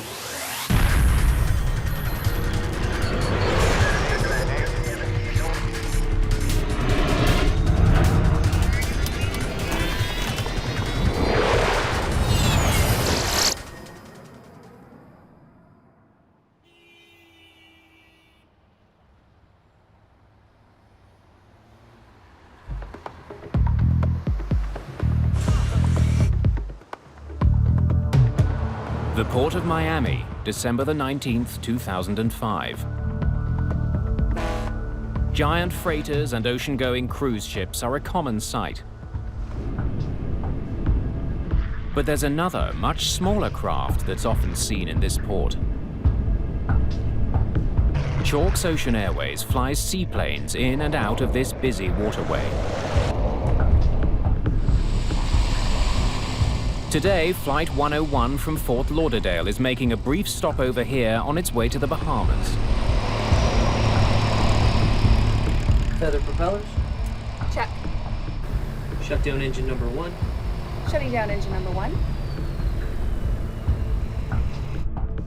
Chalk's flies to 2 regular destinations, both in the Bahamas. Bimini, where Flight 101 is scheduled to land this afternoon, and Paradise Island. Ladies and gentlemen, this is your captain speaking. We're just making a short stopover here in Miami to pick up a couple passengers. We apologize for the delay. We'll be on our way again soon. How many are we picking up? Just 2, but they're VIPs.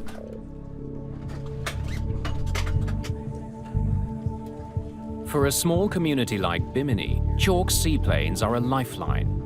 And it's just so much easier in the seaplane to get to the North Island where most of the population is than going to the airport down there. So that was the main thing. It was a convenience factor. Welcome aboard.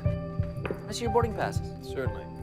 Sergio D'Angillicourt is a Bacardi rum executive.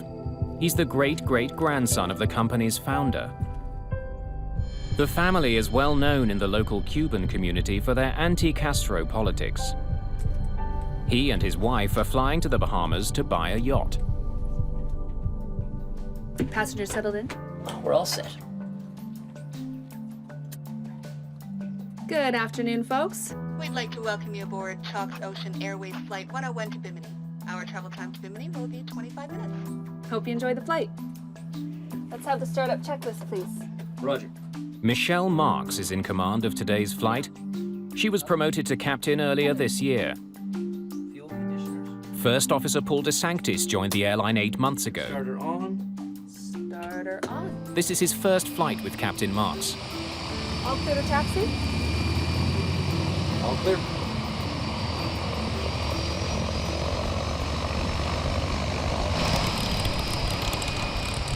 The Grumman Mallard is a twin turboprop design. It has a V-shaped hull and underwing pontoons.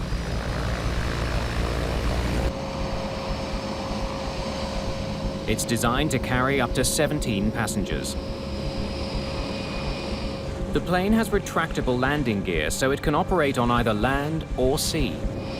Gear coming up. Takeoff in the Mallard, depending on the days, it could be a lot of fun or it could be a real challenge. Weight and balance check.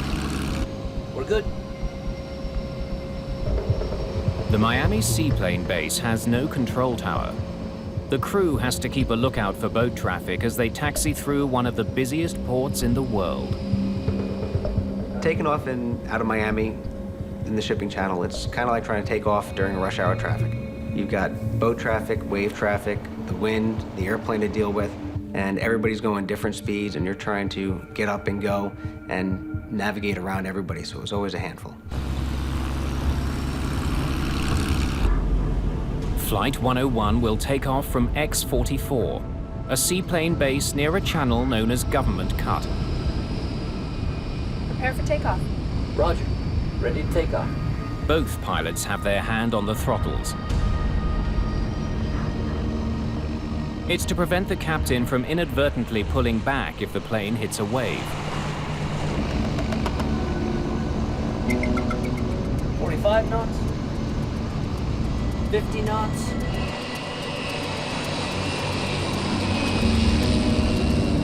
This is the moment most passengers are paying for, the takeoff. Half speedboat, half plane. It's a unique thrill. 75 knots. 80 knots. For the pilots, accelerating through the waves is often the most difficult part of the flight. The airplane itself was really hard to fly as far as on the water, getting onto the step, which was what we call getting on plane. And in rough sea conditions and in rough wave conditions, it could be a real challenge.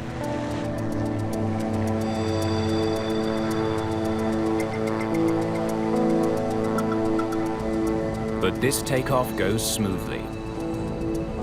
Flight 101 is no longer a boat, it's now a plane en route to Bimini. It's 2:38 in the afternoon.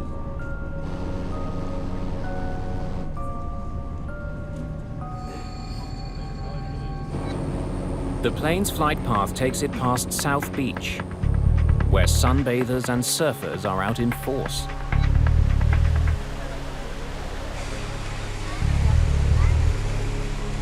Just less than a minute into the flight, the Grumman Mallard is climbing through 500 feet, well below the clouds.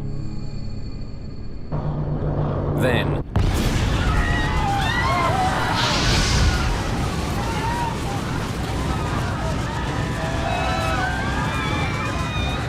the plane rolls violently and dives. The pilots barely have time to register what's happening. Their struggles are in vain.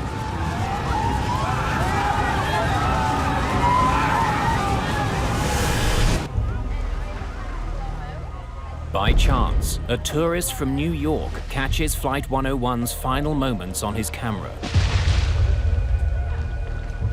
60 seconds after takeoff, the plane slams into the ocean.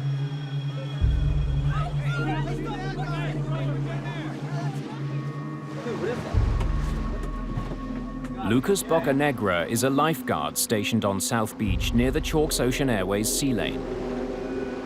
As soon as I saw this, I realized, I'm like, oh no, this is the Chalks airplane crashing. We have a code 4. Repeat, code 4. The plane down in the water. This is Lucas. We're launching the jet ski. The two lifeguards are the first rescuers to go looking for the plane.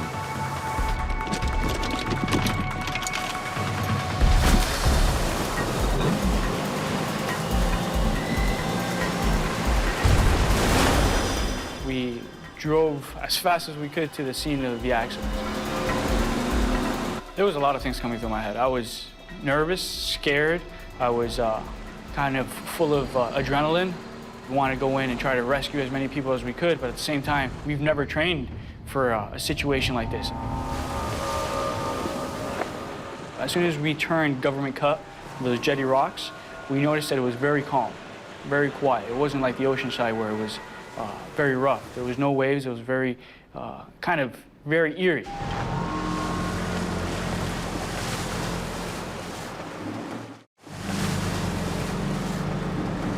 At first, Lucas Bocanegra finds no sign of Flight 101 or any of the passengers.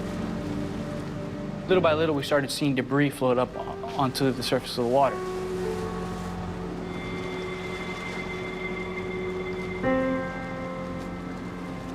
And we saw some chairs, some luggage here and there, and suddenly we noticed it was a body in the water. As soon as we put the body on our jet ski, we realized that from his injuries that there was nothing we could do. From there, it was just try to recover as many bodies, you know, bring them back for their families.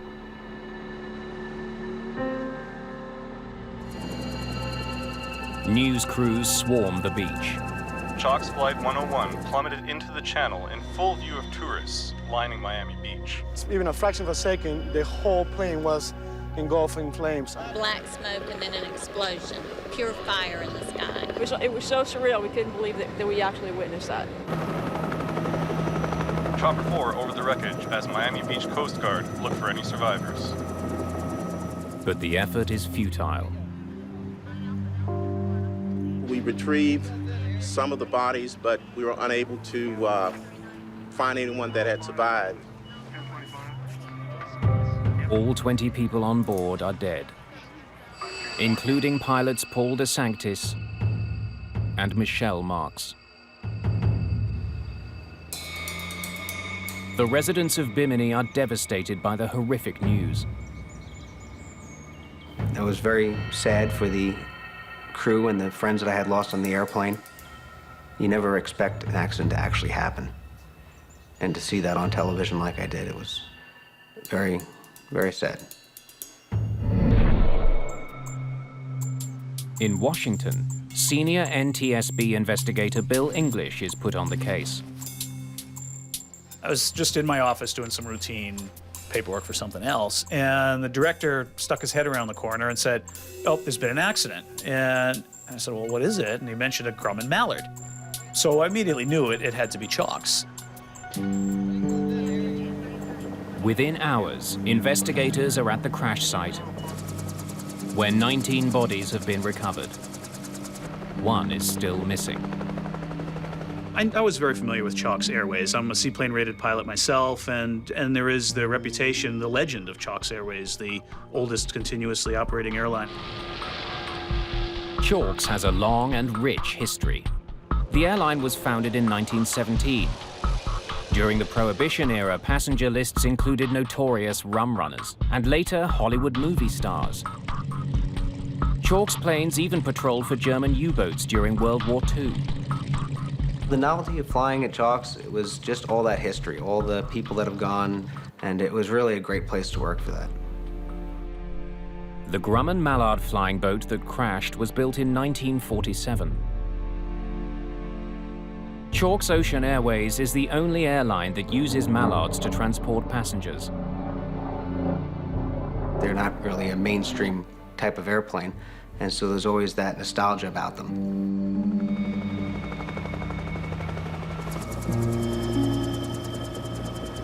Salvage crews find the plane's black box. Investigators send it to the NTSB in Washington. The box promises to reveal critical information about what the pilots were doing in the seconds leading up to the tragic mid-air disaster.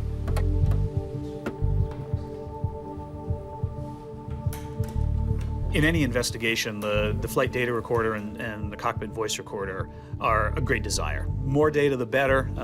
We can always learn something.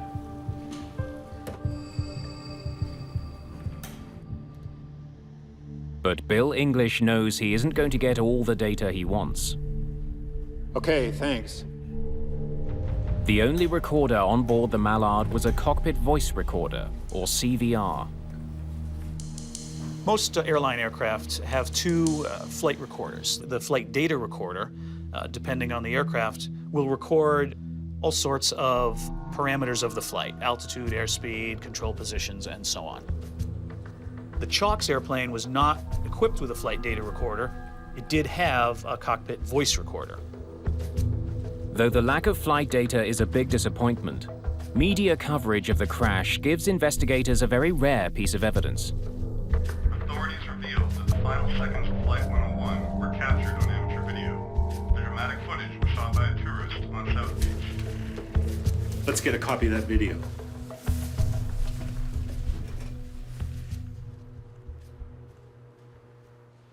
Okay, let's see it. The video only captured the final seconds of the plane crash, but it confirms eyewitness reports that a wing ripped off in midair. Can you enhance that for me? The video showed the wing just after separation from the aircraft, the main part of the aircraft fuselage rolling off in the other direction, and the fire and smoke starting from that. It was quite startling that the wing would fall off in this plane. It was a beautiful day. The water wasn't rough on the takeoff, and all of a sudden this wing just dropped off. It must have been absolutely devastating.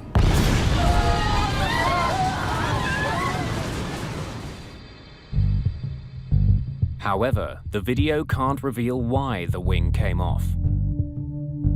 Answers to that question may lie at the crash site, where salvage crews are finishing their recovery of the wreckage of Flight 101. The right wing is found separate from the plane, but largely intact. Wings falling off aircraft, modern day situations, is a very rare, extreme event, and there's only been a few cases of them in the past 20 or 30 years. In Washington, another type of examination is already underway. At the NTSB lab, technicians are busy analyzing the Mallard's cockpit voice recorder tape. The cockpit voice recorder, CVR, which does what it sounds like, records the pilots' voices talking to each other or on the microphones.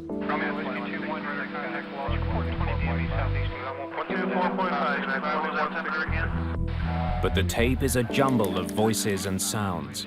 Technicians can't retrieve any useful information. It turned out that the erase head function, it's just like a tape recorder that most people are familiar with. It didn't erase the old stuff, so every subsequent flight kept getting recorded over and over and over again, and just became a muddled sound, and it wasn't audible to us or useful. It's another setback.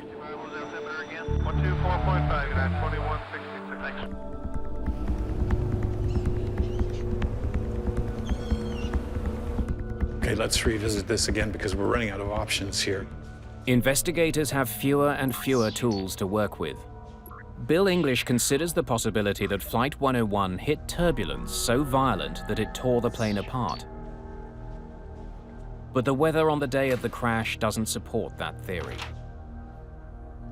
There were no storms that could have caused such severe turbulence. Clearly, something else had torn this plane apart. There's a possibility the Mallard collided with something in the water before takeoff. Seaplanes don't take off of a conventional runway. They're in water where there can be things like logs or other debris, which could potentially cause structural issues with an aircraft.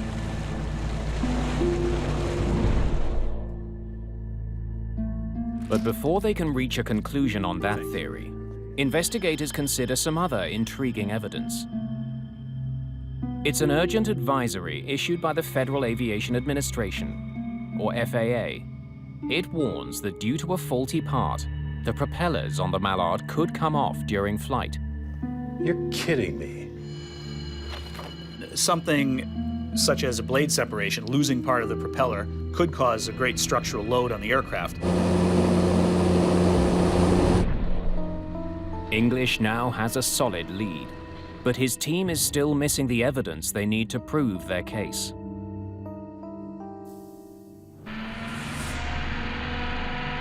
The entire island is devastated by the loss of life as investigators searching for answers wait for more wreckage to be pulled from the sea. In the aftermath of the crash, Chalk's Ocean Airways grounds its remaining fleet of 4 Grumman Mallards.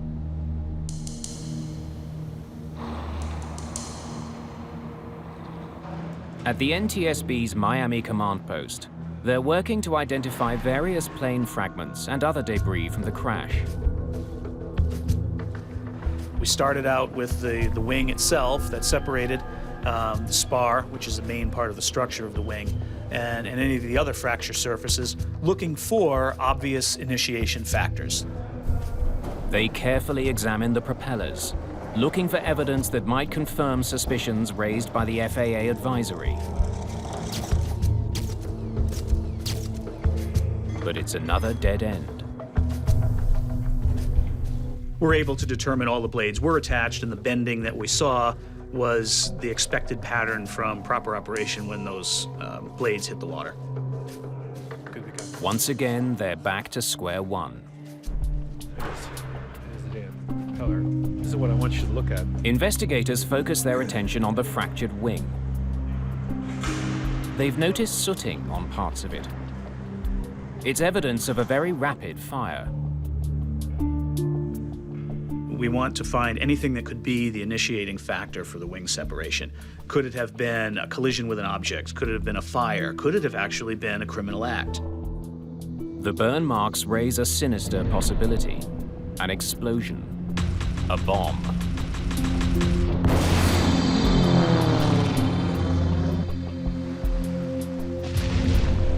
This now falls outside the NTSB's area of expertise and authority.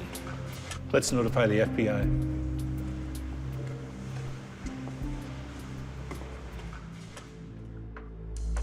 The FBI helps us in many of our investigations, and we will utilize some of their experts to rule out terrorism or a criminal act. If it was a bomb that brought down Flight 101, a likely target would have been one of the 18 passengers. Thanks for coming in. We're going to need your help on this. One name stands out on the passenger manifest. Sergio D'Angelicourt. Welcome aboard. Can I see your boarding passes? Certainly. There are rumors on the internet that the crash was an assassination plot, and D'Angelicourt was the target. His family made a fortune in pre-Castro Cuba. They were so opposed to Fidel Castro's regime that they had allegedly supported clandestine attempts to overthrow his communist government. This is your copy? All right. Now, there's something I want to show you.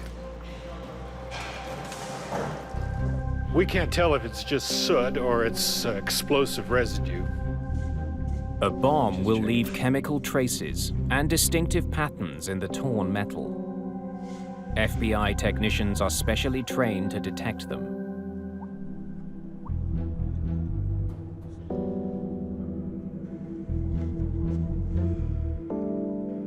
The samples from the wreckage will be tested at FBI labs in Quantico, Virginia.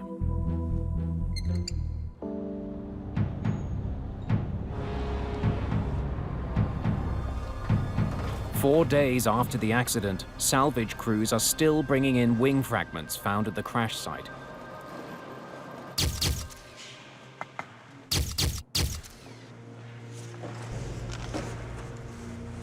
So we need everything that looks like it come from the right wing.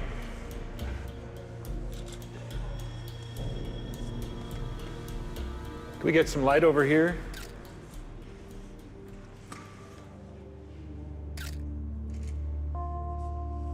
Overstress. Most of the damage they see is from overstress fractures, areas where the metal was literally ripped apart when the wing tore off. Come here. That's the sink. When metal is suddenly stressed to the point of breaking, the fracture leaves a very distinctive rough edge. It's easy to distinguish it from fractures that have developed slowly over time. Cut this from here to here and get it to Clinton, Washington. As we started to examine the right wing, spar and other components on scene at the Coast Guard station or the seaplane base, this was a visual examination there. We didn't have the sophisticated lab tools that we have at headquarters. They identify parts to be shipped to the lab in Washington, where they hope closer inspection will reveal exactly what went wrong with the wing. Hey, Clint. Clint, we're sending you as much of the wing as we have your way. Yeah, okay.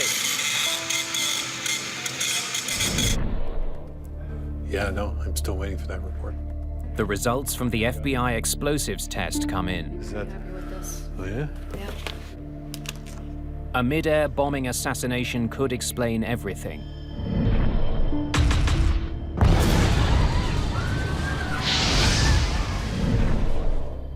But there is no explosive residue on the wreckage. Okay, so that rules that out.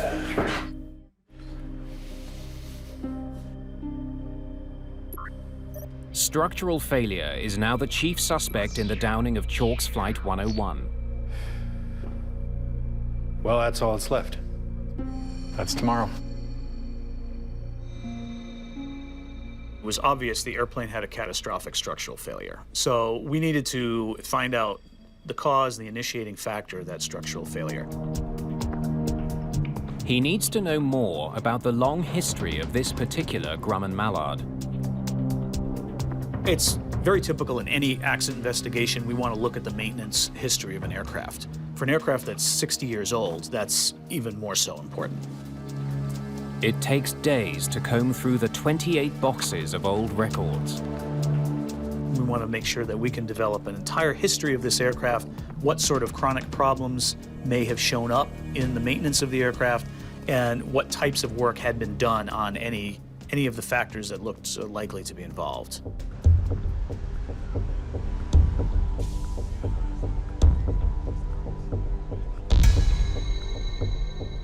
Clint Cruikshanks is a structures investigator for the NTSB. When we go into an investigation, we try to go in with a very open mind and look at the wreckage and let it tell the story for what happened.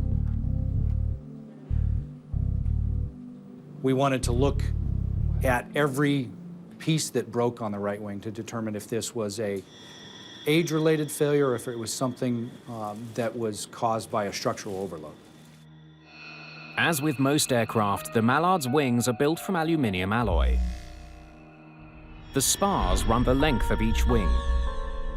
In between the spars are stringers that give added support. Together, these parts make up the wing box, which also doubles as a fuel tank. And then the skin is over top of all of that structure to kind of give a smooth aerodynamic look to the wing.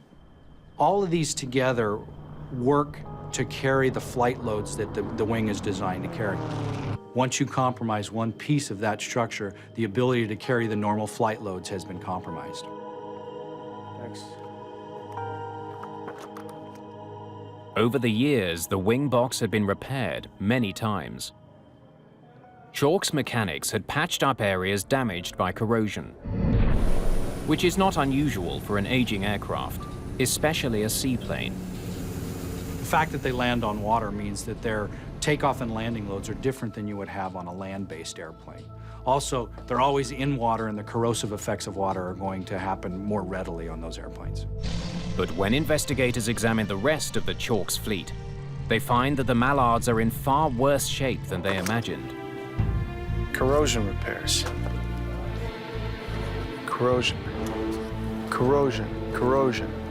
Corrosion. Corrosion repairs. Lots of them. The accident airplane and the other airplanes in Chalk's fleet were rife with maintenance issues. Corrosion was rampant on all the airplanes. There was evidence of shoddy maintenance practices on all of their other airplanes. Many of the repairs exhibited extremely poor workmanship in quality, double, triple drilling of holes, excessive grinding of corrosion, scars on the material. And this involved the structural repairs that were made to the aircraft over the past few years. Cruikshank's attention is drawn to a section of the lower right wing. There is a metal patch called a doubler on the surface of the wing's skin. A doubler is simply a sheet of metal that goes over top of the skin, and it acts as a load transfer. It acts as a second piece of skin to patch the crack. It's kind of like the patch on a pair of jeans. This is a big repair job. You sure we don't have anything on this? It's an intriguing discovery. The patch is located exactly where the wing broke off from the rest of the plane. When he takes a closer look at this section of the wing, Cruikshanks notices the edges are smooth and shiny, totally unlike the rough edges he's been seeing on other debris. We gotta see what's under this. This crack is not from overstress. Instead, Cruikshank suspects it developed over many years as the result of metal fatigue. Metal fatigue is a process by which any piece of metal, a wing spar or anything, is repetitively loaded and unloaded. You can think of it as bending a paperclip back and forth, and everyone's done this, and after a while, it eventually breaks. Metal fatigue in the wings is caused by the stress of flight over the lifetime of the aircraft. In the case of this aircraft, every time it took off, the wing is loaded. That's lift that gets the airplane up into the air. Every time it lands, the wing is now unloaded, and there's no more stress on the wing structure anymore. That's just like bending that paperclip back and forth. Cruikshanks is eager to find out what's underneath the metal patch.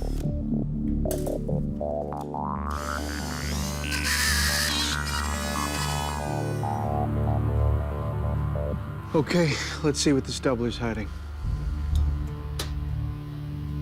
They find even more metal fatigue. Deep cracks cut across the wing. The extent of the damage is staggering. A crack 40 centimeters long. Man, oh man.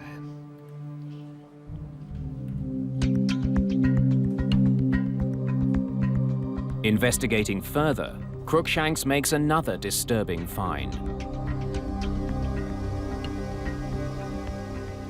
3 machined holes in the skin forward of the leading edge. All 3 appear to be stop drill holes.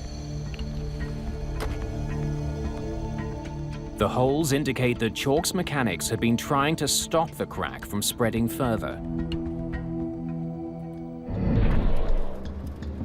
Years earlier, a mechanic had spotted the crack on the lower surface of the wing.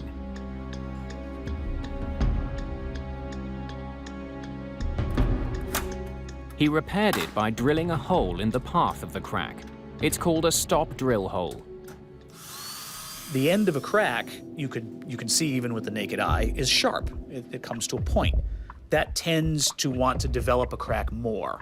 By drilling a hole at the end of the crack, that would spread out the stress, and the idea is to stop the growth of the crack there.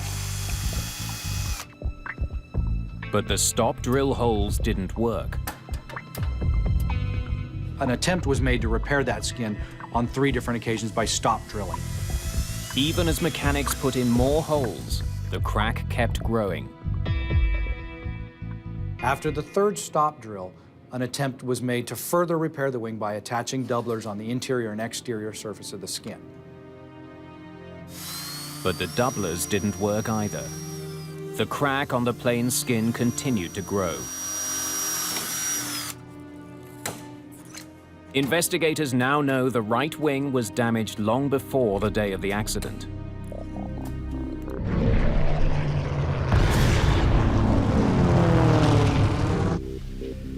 What they don't understand is why the crack could not be stopped. Proved. But a glimmer of an answer comes when they learn the plane was sending out warning signs of a deeper, more serious problem. The Chalk's airplane involved in the accident were showing evidence of chronic fuel leaks for a long period of time, for many years. According to the log, fuel leaks from the right wing were repaired again and again, but they kept happening. The crews started to notice repeated fuel leaks during standard operations, and we tried to bring it up to the attention of management just for our concerns. Just 2 days before the crash, it happened again. While doing routine maintenance on the Mallard, a mechanic came across fuel dripping from the right wing. They always addressed the problem with trying to reseal the fuel tanks or trying to fix whatever problem they thought they had. It always seemed to be a reoccurring issue. The procedure for plugging a leak was to apply a chemical sealant to the inside of the empty fuel tank. The sealant would take a day to dry. Then the plane could be refueled and returned to service. The leaks should have been a clue that the crack in the wing skin was just the tip of the iceberg, that there was a much more dangerous problem with the wing's interior structure. Fuel leaks in this particular aircraft are indicative of a problem with the wing structure. In fact, Grumman put out a service bulletin back in 1963 that warned mechanics chronic fuel leaks are an indicator of a structural issue with the aircraft. Okay, let's see what we got here. Cruikshanks examines the pieces that make up the right fuel tank. Some kind of sealant. He wonders why the fuel leaks persisted in spite of the constant efforts to repair them. Hand me that scraper, please. Thank you. Beneath the layers of sealant, he finds his answer. Bingo. Cracks in a critical support beam called a Z-stringer. It's the piece that the plane's skin was directly attached to. All right, will you finish cleaning this off and then get some pictures, okay? Thank you.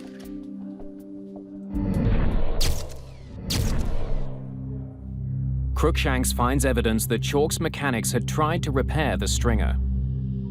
It appears that they did some grinding on the Z-stringer to remove a fatigue crack. However, they never went back in and re-inspected that area. Instead, they only applied chemical sealant to the area to make it leak-proof, and in the process concealed the damage. Chalks made repeated attempts to repair the airplane by stop drilling the wing skin cracks, adding doublers over top of the cracks, but they never addressed the root of the problem, which is the cracked Z-stringer. The reason they couldn't address the Z-stringer is it was covered in fuel tank sealant. The broken Z-stringer weakened the entire wing. Now, with every takeoff and landing, the plane's skin was absorbing the forces. Over time, the skin began to crack as well. The final outcome was inevitable. The fatigue cracking reached critical length and the wing separated from the airplane.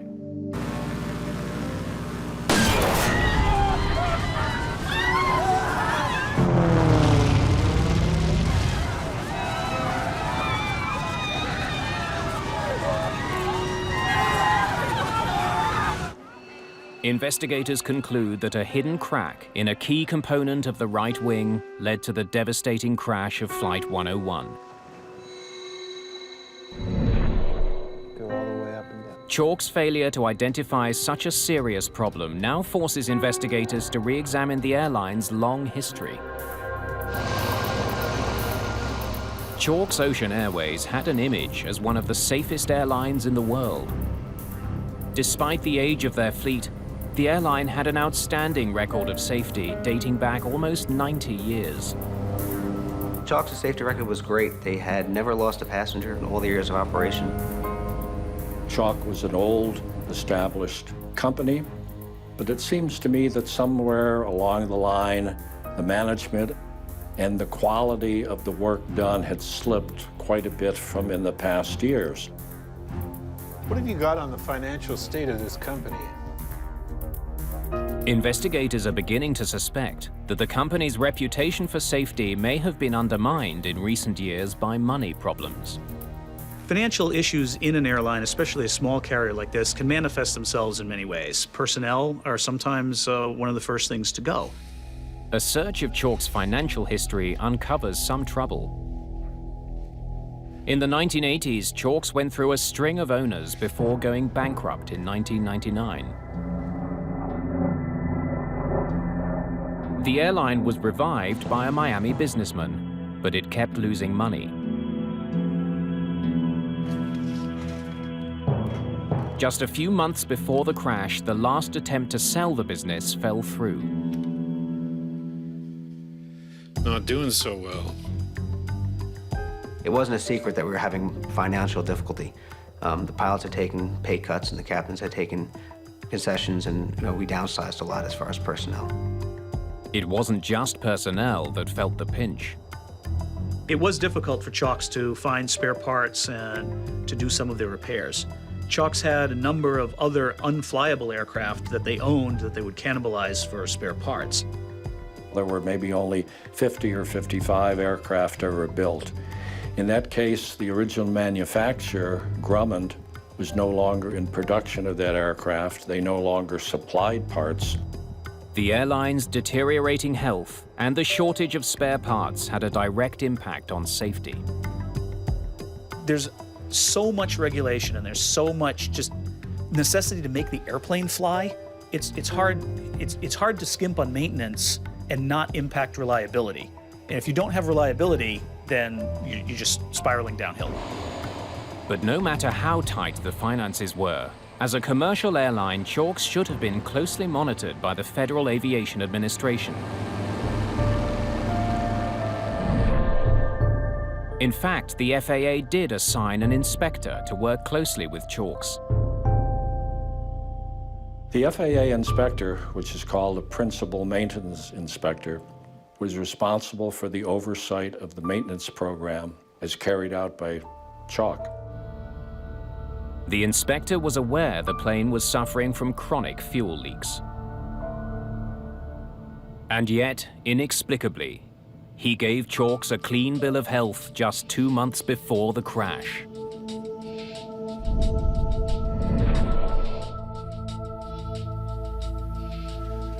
What was this guy doing? Investigators are at a loss to explain why the FAA inspector didn't pick up on warning signs the Chalk seaplane was giving off. The fact that Chalk was an old established carrier, maybe they just accepted, well, there's only 2 or 3 planes, it's a small operation, they only fly during the nice weathers, and they're good old boys over there, they know what they're doing. In effect, the FAA didn't step back and take a look at that forest for the trees and find out just what's going on in the maintenance program with these Chalks aircraft. The FAA may not have found fault with Chalks, but it turns out that several people very close to the airline did. But we did talk to this group of pilots who had left Chalks prior to the accident, and every single one of them did have some story about maintenance aspects on their aircraft, whether it had to do with fuel leaks or other maintenance aspects. They all had some level of concern about the way Chalks was taking care of these very old airplanes. In fact, the pilots were so concerned that in the year leading up to the crash, many of them met to discuss the problem of declining maintenance. The captains of the company decided that it would be best for us to get together as a group, discuss the issues that we had to try to get our concerns addressed. One major issue that had happened, we had an elevator cable that had snapped in flight, and the crew luckily was able to get the airplane down using power and different settings and shifting people. But in most scenarios, that would have been an accident in itself. In aviation, there's error chains that they talk about, and you have to just, if you keep compiling one link after another, it's only a matter of time before an accident will occur. And from my point of view, I thought that if they kept going down the same road that they were going down, something could happen.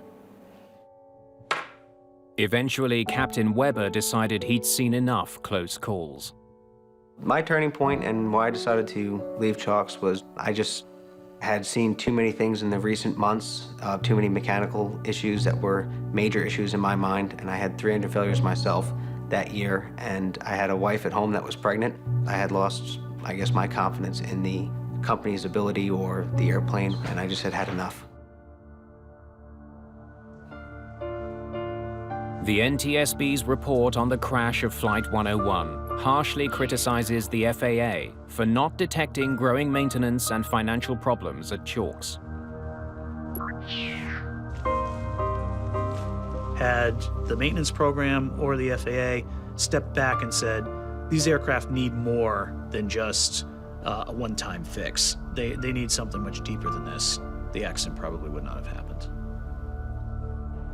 It also uncovers a loophole in the FAA's aging aircraft regulations, which require extra inspections for older planes. But those rules didn't apply to Mallards. The Grumman Mallard was manufactured in 1947. It only carried 17 passengers, and it was not a transport category airplane. Therefore, it was exempt from these supplemental inspections. What we have here is the FAA has made an aging airplane safety rule, and they've exempted the oldest airplanes in the fleet. The NTSB recommends that the FAA expand its oversight of aging planes. When we determine the probable cause of an aircraft, the point is to do this so that similar accidents won't happen again in the future. I think we've used this accident to point towards the industry and the FAA to make sure that they take a look at the overall picture of what's going on at an air carrier. Flight 101 spelled the end of Chalk's Ocean Airways.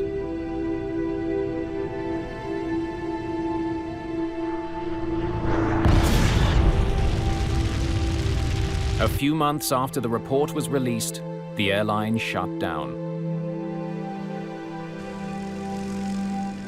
There was a lot of history and a lot of family community involved with the passengers as well as the people in the airline. So to see the whole airline and everything else kind of go down with the airplane is additionally, emotional for everybody that ever worked there or ever loved the airplanes.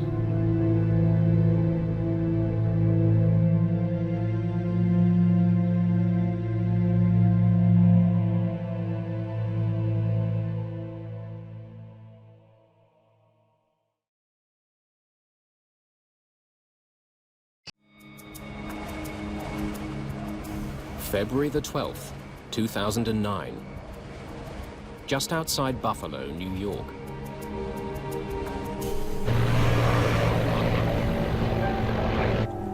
Gear down. Folks alive. Gears down.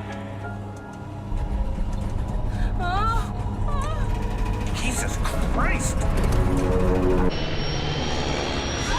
The airplane entered an aerodynamic stall. It did not recover.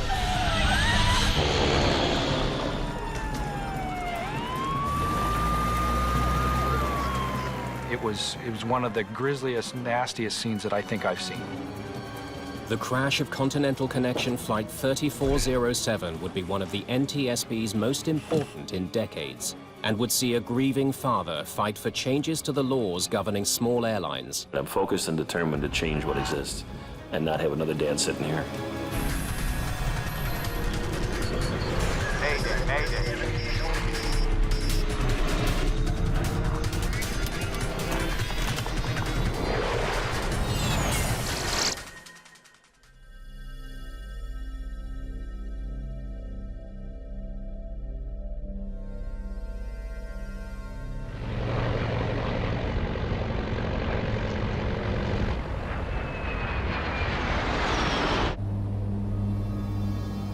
Continental Connection Flight 3407, operated by Colgan Air, is en route from Newark, New Jersey to Buffalo, New York. It's been a busy flight for Captain Marvin Renslow. He's providing guidance to a new first officer, Rebecca Shaw, a former flight instructor from Seattle. Bless you. Shaw's only been with the airline for just over a year. She must decide if she now wants to become a captain. I don't know what I want to do with the upgrade. It depends where I'm based. Well, think of it this way. If you stayed on the queue, obviously you're not making the captain rate. Right. But you may have a better quality of life with regards to buying a house, having a schedule. Shaw trained to be a first officer on the plane they're flying now. A Canadian-made Bombardier Q400. It's a twin-engine turboprop, popular with regional airlines. The 45 passengers have had a long night. Their plane was held up for 2 hours at Newark, a delay considerably longer than their journey. Flight 3407 is heading northwest over upstate New York. The trip is only 53 minutes. Visibility is poor, and there's a forecast of snow and moderate winds in Buffalo.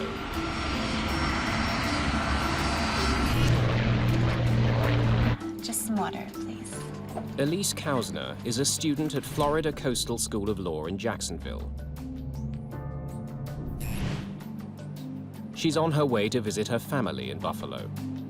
She had 5 nieces and nephews at the time, and they had a love luncheon at the kids' school, a couple of the nephews, and they both wanted Aunt Ellie to be their guest. Any excuse to come home, she came home. She talked to all of us from Newark. Hey. And she called us from the lounge. Yeah, it's been over 2 hours. She was PO'd because of the delay. Folks from the flight deck, your first officer speaking. It looks like at this time we're about 10, maybe 15 minutes outside of Buffalo. Weather in Buffalo is pretty foggy. Snowing a little bit there. I'd like to make sure everyone remains in their seats so the flight attendants can prepare the cabin for arrival. Thank you. Colgan 3407, descend and maintain 2,300. Okay, down to 2,300. Colgan 3407. Let's do a descent checklist, please. We can do the approach checklist along with it. Sure. Bug set. Set. GPWS landing flaps selected 15 degrees. The pilots go through a list of settings for the plane to continue its landing approach. For off. Yep. Passengers can already glimpse the lights of Buffalo's suburbs. Clarence Center is on the approach path for aircraft landing at Buffalo's airport.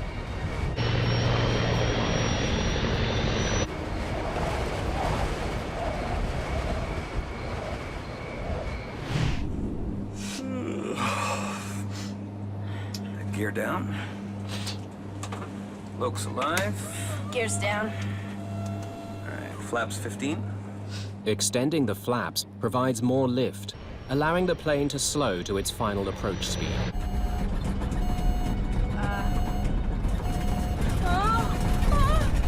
Jesus Christ! Suddenly, the control column starts to shake. The Q400 is slipping out of control.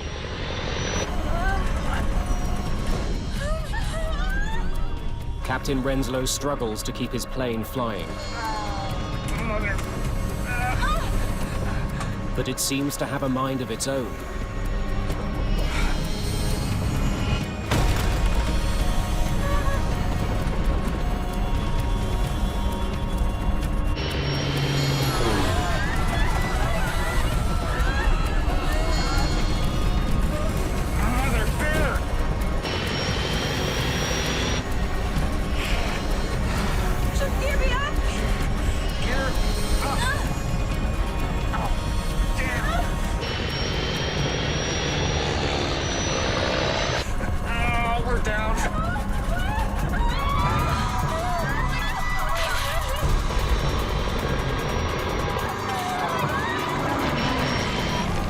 The plane crashes into a house at 6038 Long Street.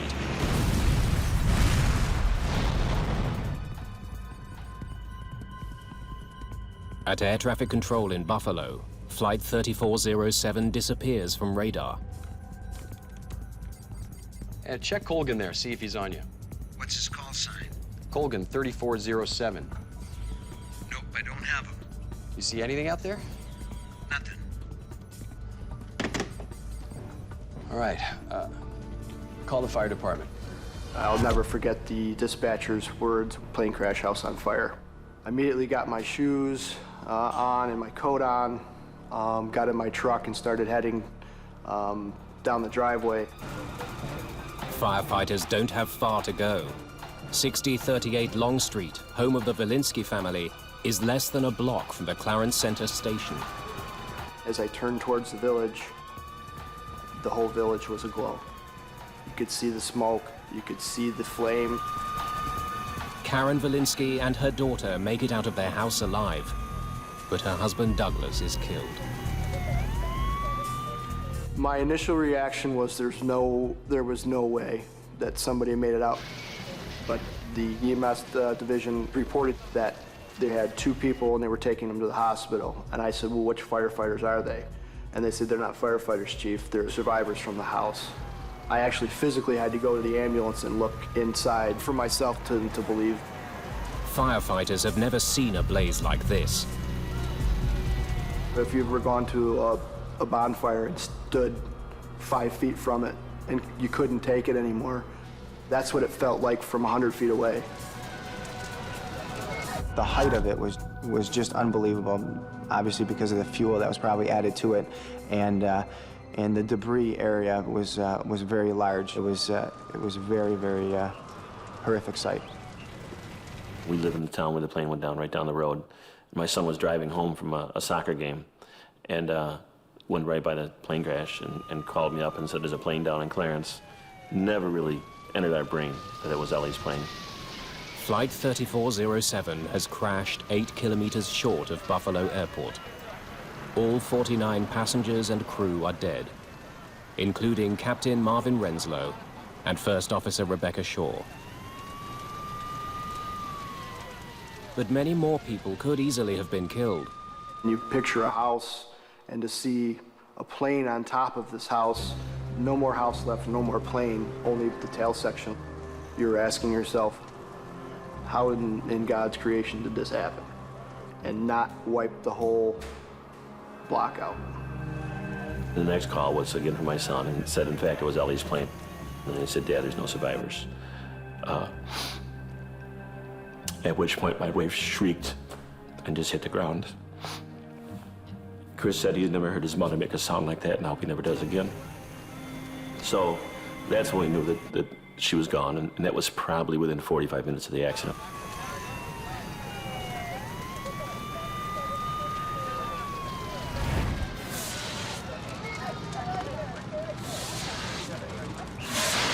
The scene in the morning is one of utter devastation. Clint Crookshanks from the NTSB. Can I start poking around? Clint Crookshanks is one of the first investigators on the case. When we arrived on scene, there was a fire still burning. It turns out it was from a gas line that had been broken in the house. The fireman would put the fire out and it would reignite every couple of minutes. It was one of the grisliest, nastiest scenes that I think I've seen.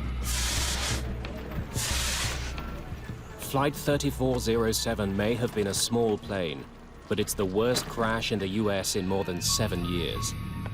It will become one of the NTSB's most important investigations.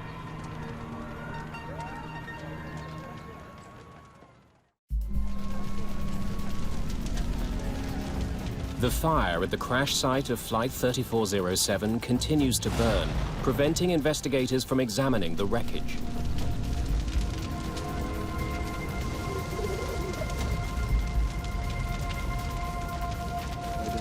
That's where I think the airplane had crashed into a house, and then it had burned all night long, so all the debris was basically in the house.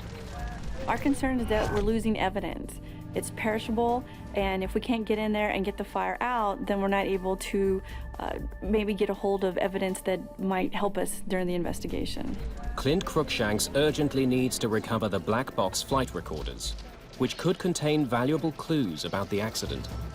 We knew that the recorders were in the tail part of the airplane. Ordinarily, investigators don't go near a crash site that's still burning. But if the black boxes can't be rescued, they may never find out what brought down Flight 3407. We started looking around and poking around into the wreckage and actually found out where they were.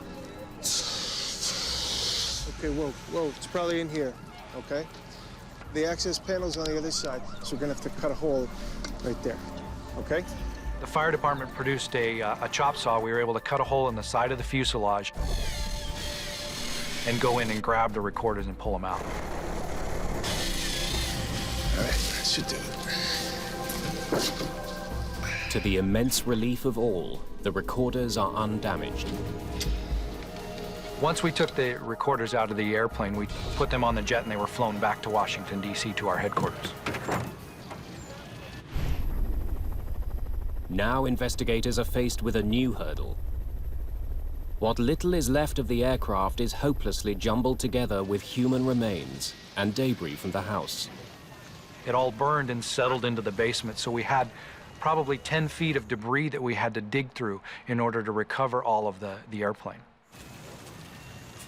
Authorities wonder how they can salvage any useful evidence from this chaos. They get invaluable assistance from an unusual source. A group of students learning to process crime scenes is enlisted to separate human remains from the rest of the debris. They were graduate students from a local college, forensic anthropology students, and this was good experience for them to come dig through wreckage like this and look for human remains. It's landing gear over there, please. It's dirty, painstaking work, but it frees up investigators to concentrate on the aircraft ruins. So we were on our hands and knees with brooms, with little shovels, scooping out debris, identifying it as to house debris or airplane debris, and then putting it in different piles. The first question for me as a structures engineer is to figure out if the whole airplane made it to the scene of the crash. The wreckage is carefully studied to determine if the plane's four corners, nose, tail, and both wingtips are present. If we find all four corners of the airplane, then we know that there was no in-flight breakup. There was nothing that departed the airplane during the flight that may have caused the accident. One wing has been consumed by fire. The other is shattered into pieces. Hey, have a look at this. But investigators are gradually finding what they've been searching for. Oh yeah, it's the last piece. It's the left one. It wasn't until several days into the investigation, as we were scraping away some of the debris, that we actually found evidence of the left wing and the nose. Investigators now have all the pieces they need to conclude that the entire plane is at the crash site. Whatever caused the disaster was not the result of a breakup in flight.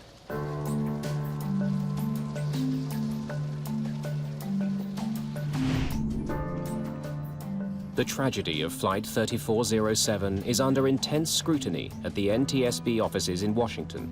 Officials there try to determine if some kind of malfunction caused the crash. On this particular accident, we knew it was a landing accident, so we wanted to check the aircraft's performance, and then also we checked for flight control continuity. Much of this responsibility falls to Scott Warren. My role in the investigation was to be the systems group chairman for the safety board, so I was in charge of looking at all of the aircraft systems. Warren analyzes the aircraft's cockpit voice recorder, or CVR, to determine if there were any indications of a problem in the cockpit. Attendants can prepare the cabin for arrival. Thank you. Is that ice on the windshield? He discovers that 6 minutes before the crash, the crew of Flight 3407 had noticed a buildup of ice on the aircraft. Got it on my side. You don't have yours? Oh, yeah. Oh, it's lots of ice.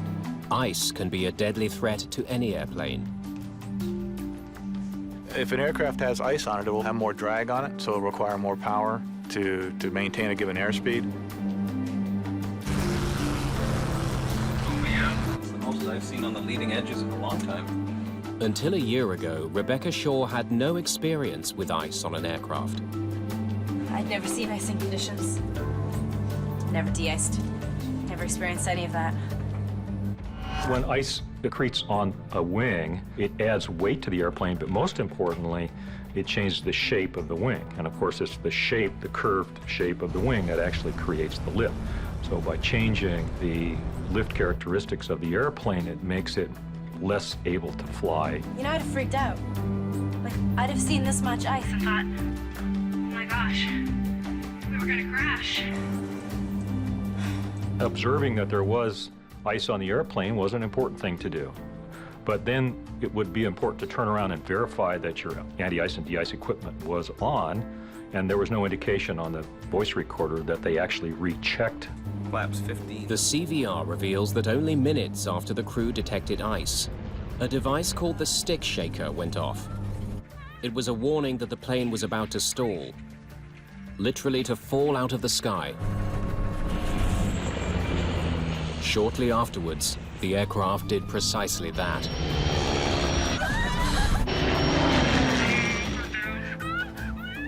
We know there were icing conditions. The only question was, were they bad enough to induce this airplane to have a failure? Ice is now the chief suspect in the crash of Flight 3407. If it's ice, let's prove it. We were all convinced that we had an icing accident. We said, yeah, it's going to be an icing accident. We just got to make sure we look for these few key aspects of icing, verify that, and we're good. But some of the victims' family members are less convinced. Our initial thought was that it was an ice-related incident, that there was an icy night and brought the plane down. And as we began to talk to people who knew airline travel, who were pilots themselves, they would look kind of askance and say, I don't think so. That doesn't make sense. Some investigators share that suspicion. Scott Warren knows a plane like the Q400 has a sophisticated de-icing system. It's designed to keep ice from building up on the wings and other critical parts of the aircraft.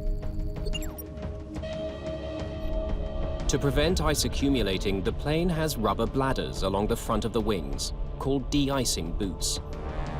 A series of valves uses air from the engines to inflate the boots and crack the ice off the wing. Those boots are designed to inflate periodically, and that inflation breaks off the ice that's accumulated on those leading edges. Warren now wonders if the crew of Flight 3407 actually turned on their de-icing equipment. He studies data from the plane's other black box, its Flight Data Recorder, or FDR. It tracks the workings of crucial aircraft systems, including the de-icing mechanism.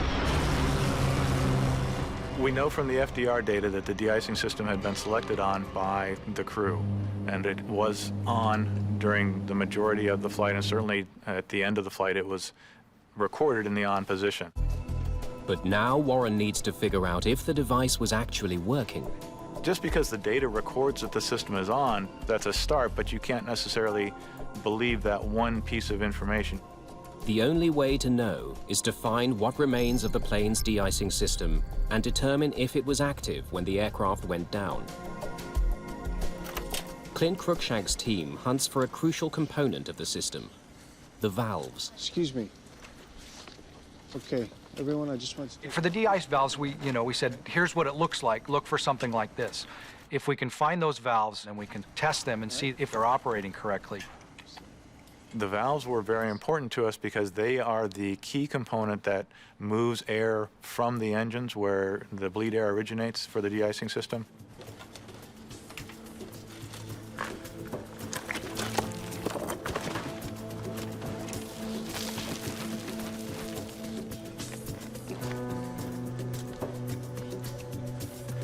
Okay, good. 5 more to go.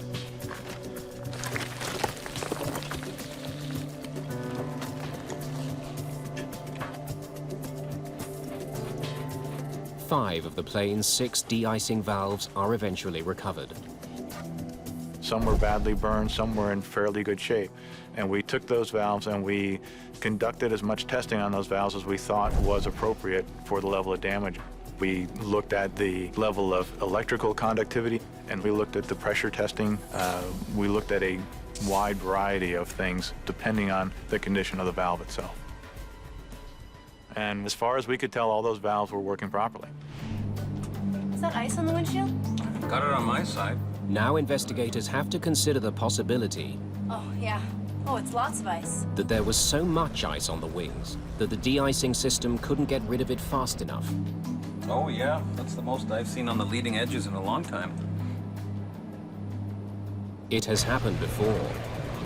In Roselawn, Indiana, a French-built commuter plane crashed in 1994 after suffering a catastrophic buildup of ice on the wing.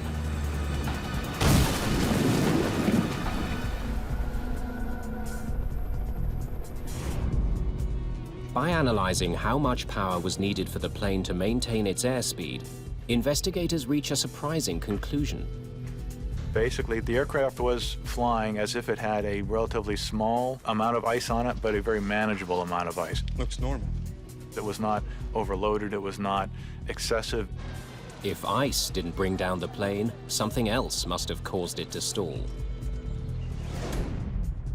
Warren studies the Q400's operating manual to learn the plane's stall speed, the velocity at which it can no longer generate enough lift to stay in the air. He discovers that in the conditions Flight 3407 was flying through, it's roughly 111 knots. He now compares the plane's stall speed with its actual airspeed just before the stall warning went off. 131 knots, well above the danger zone. Flaps 15. When the stick shaker went off, Jesus Christ! they were not necessarily at the edge of a stall. They were still 20 knots or so away from the stall. This new revelation deepens the mystery of Flight 3407. If it wasn't stalling, why did it fall out of the sky? Investigators turned their attention to the critical seconds before Flight 3407 went out of control. They look for clues that could explain why the stall warning went off when the aircraft was flying well within its safety margins. They discover that this plane has a unique feature known as a reference speed switch. It governs the sensitivity of the plane's stall warning. Very few airplanes, in my experience, have such a switch. This airplane is the only one I know of that has an actual switch on the overhead panel. It was designed by the manufacturer to be an extra safety feature. Some kind of variable ref speed? Pilots are supposed to turn on the reference speed switch when they're going to be flying through icing conditions. And we'll probably be picking up some ice. When in the increase position, it reminds pilots to fly faster to counteract any drag effect ice will have on the aircraft. When you are in icing conditions and ice does accrue on the wing, it can cause the stall speed to go up. And so this ref speed switch correspondingly causes the warning to come on sooner or at a higher speed. What that switch does is it basically changes the trigger settings for the stick shaker. So we had to ask the manufacturer, how does this switch work? And what we found was it was part of the system's description that the crews got when they went through training, but they didn't get a lot of training on how to handle that switch. It seemed like it was too simple to worry about. Investigators need to know if the crew of Flight 3407 had turned on the reference speed switch, triggering the stick shaker at a faster than normal speed.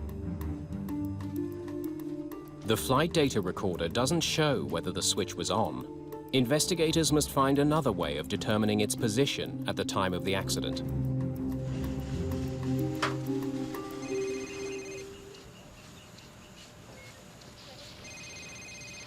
Clint here. Clint Cruikshanks is given a new priority. All right, I'll see if we have it. Recover the ice protection panel from the Q400's cockpit, where the reference speed switch is housed. Since the panel was in the cockpit, finding it is a challenge.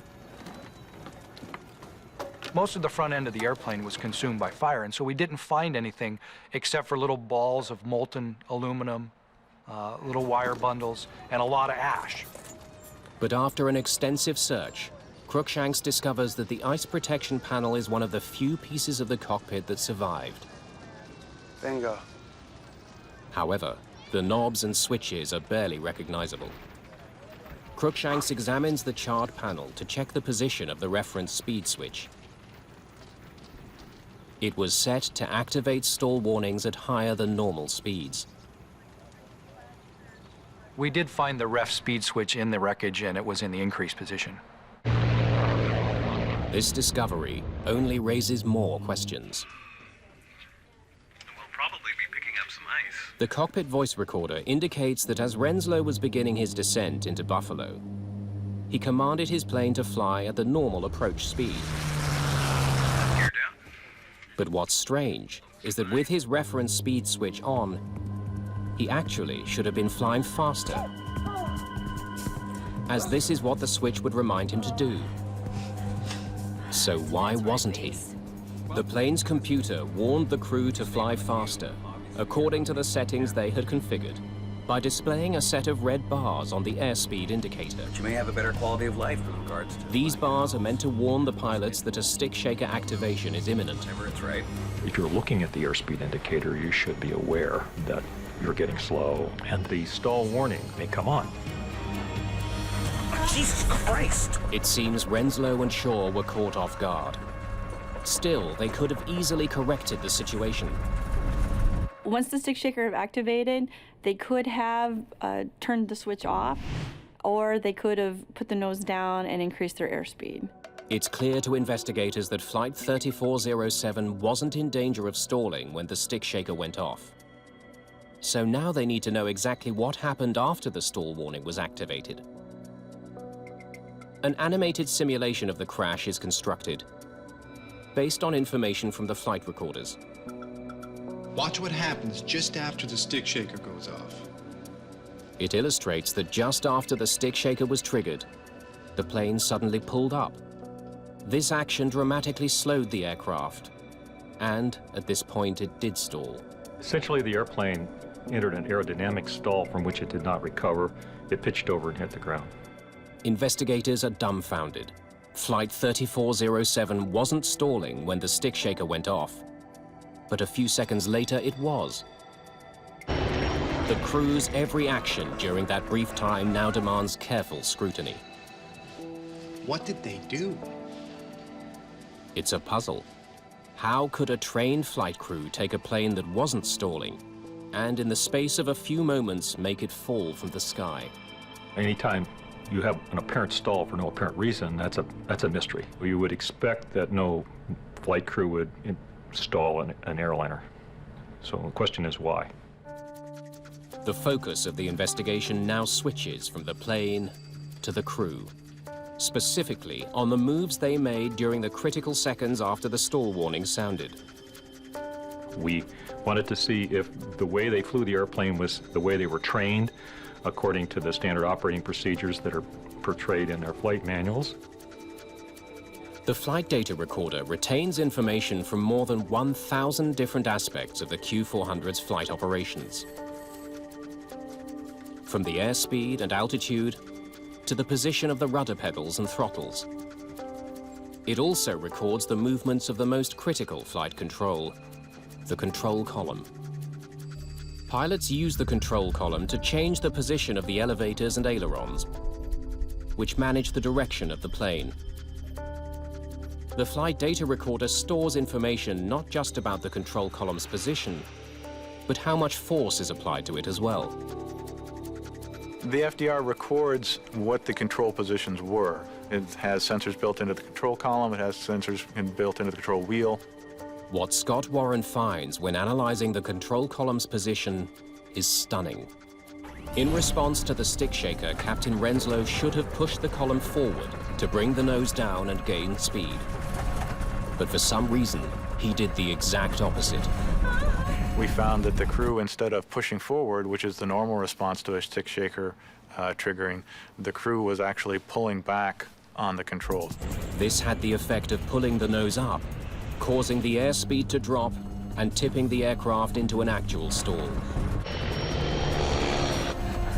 Captain Renslow had apparently mishandled one of the most elemental piloting maneuvers: how to recover from a stall. Above everything, it requires gaining airspeed to get out of the red. The recovery procedure is fairly simple and straightforward. It requires pushing forward on the controls and adding full power. At any point in time, had the captain pushed forward on those flight controls, he had a reasonably good chance of recovering quickly. From everything we've gained, that stall was recoverable on a repeated number of levels on a repeated basis. There was no reason for that plane to go down. Investigators also learned that First Officer Shaw, in trying to help Renslow deal with the crisis, inadvertently made things worse. I put the flaps up! She retracted the flaps, reducing the amount of lift as the plane struggled to stay in the air. Had the first officer simply called out, "You're stalled," advanced the power, pushed the nose over, the airplane would have been able to recover. From a human point of view, it's sad to recognize that those sorts of things happened and the tragedy that came from that. It's concluded that Captain Renslow's failure to properly respond to the stall warning was the primary cause of the crash of Flight 3407. As the issue is now pilot error rather than mechanical failure, human performance investigator Evan Byrne is brought on board. His first question: Why hadn't either Renslow or Shaw noticed that their airspeed was too low for the icy conditions? In this case, we can look back towards the fact that there were clear and conspicuous cues of the deteriorating airspeed that were not heeded by the captain. Byrne listens to the cockpit voice recording to try to understand what might have led to that oversight. Where you could be home with your husband to take care of and all that stuff. He learns that the crew had been talking throughout the flight. The conversation continued during the landing approach.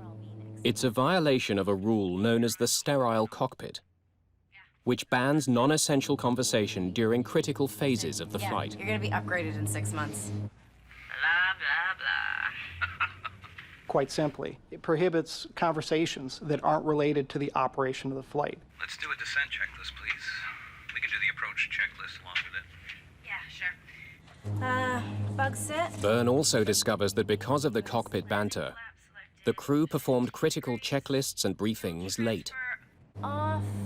Hydraulic pressure and quantity. Distracted, the crew probably didn't see the red bar indicating they were flying too slowly for the conditions the plane had been configured for. On. Approach checklist complete. Rock and roll. When crews deviate from standard operating procedures and perform checklists late or don't make the required callouts, they become more vulnerable to subtle mistakes that they may make inadvertently that could lead to startle and surprise or unanticipated events that they have to respond to. The evidence is unequivocal.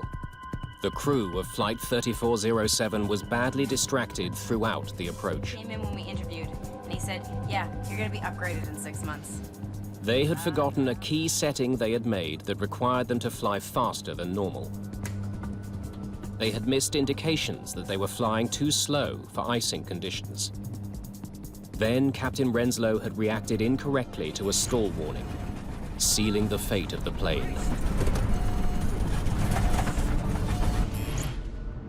Evan Byrne wonders, what could have caused a trained airline flight crew to have made such missteps? He finds a clue on the cockpit voice recording. Excuse me.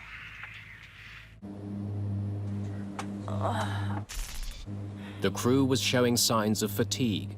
Could Renslow and Shaw have been too tired to function effectively on the flight deck? It's a tough question. Answering it will require tracking their movements during the 72 hours leading up to the crash. It's basic gumshoe detective work in the investigation where we're trying to collect as many facts as we can. Byrne interviews the families of the pilots. Could I speak to Mrs. Renslow, please? He studies the pilots' mobile phone bills and records of text messages. He searches the airline's computer system to determine if and when the crew used it to check their schedules. He needs to track their every move. And what time did Rebecca leave the house? We're talking to colleagues or other pilots, check airmen, instructors, and we ask all those people about the pilots, about their recent activities. He learns that neither pilot actually lived anywhere near Newark, but could not afford to stay in hotels on their salaries. Captain Renslow was earning $60,000 annually at Colgan Air. First Officer Shaw was being paid less than $16,000 a year, substantially less than an average bus driver. As a result, both pilots had made long cross-country commutes to Newark. Captain Renslow from his home in Florida, and Rebecca Shaw from Seattle, Washington. In fact, Shaw had commuted all night from Seattle on a cargo flight that connected through Memphis. Captain Renslow had spent the night in the airline's crew lounge at Newark Airport, after having already worked 2 days. He was seen sleeping on a couch in the lounge. It was against company rules, but pilots who couldn't afford housing near the airport did it anyway. Records show that at 3:10 a.m. on the morning of the crash, Renslow was awake. He checked his work schedule on the airline's computer network.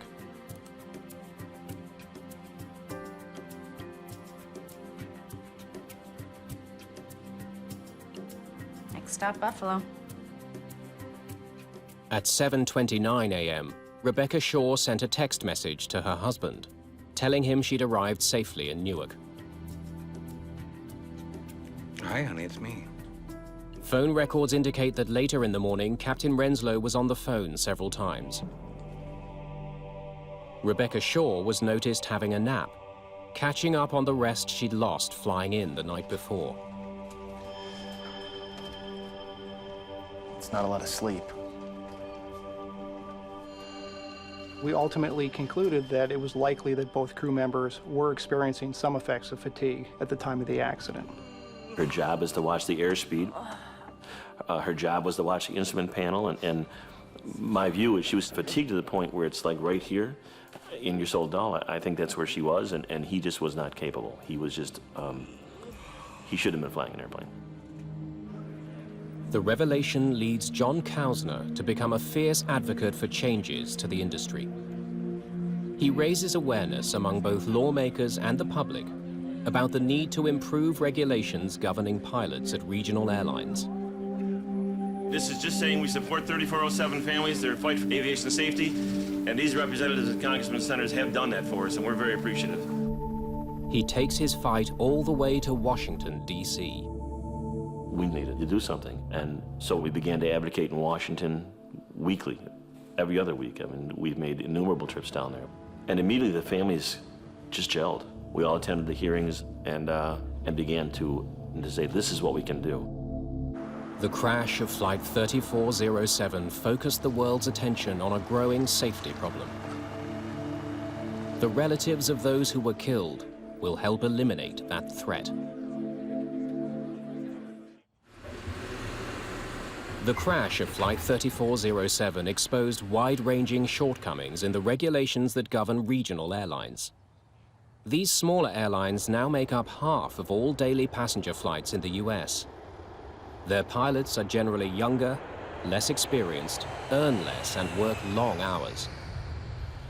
Their levels of safety are way different from the majors. They have a much lower threshold in training, in ability, so in pay, obviously, so they can't attract a higher qualified pilot. There are pretty low wages, pretty difficult working conditions, and we don't seem to attract the same level of applicant that we used to. Some regional airlines get into a bind, and they have to hire the first people that meet the minimums. In the US, of the 7 fatal accidents involving passenger jets over the past 10 years, 5 have involved regional airlines. Those include the crash of Delta Connection Flight 5191 in August 2006, which killed 49 people when the crew took off from the wrong runway.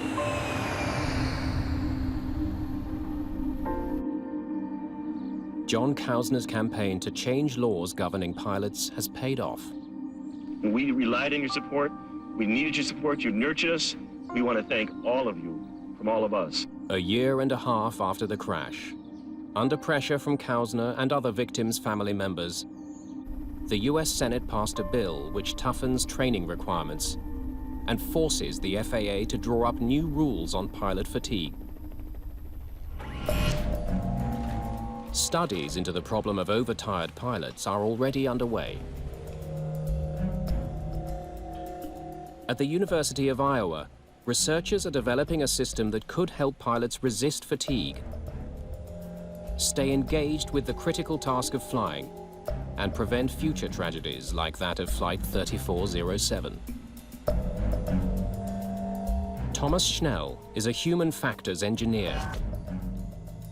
We use a number of neurocognitive and physiological sensors that we apply on subjects, pilots that we invite for our studies.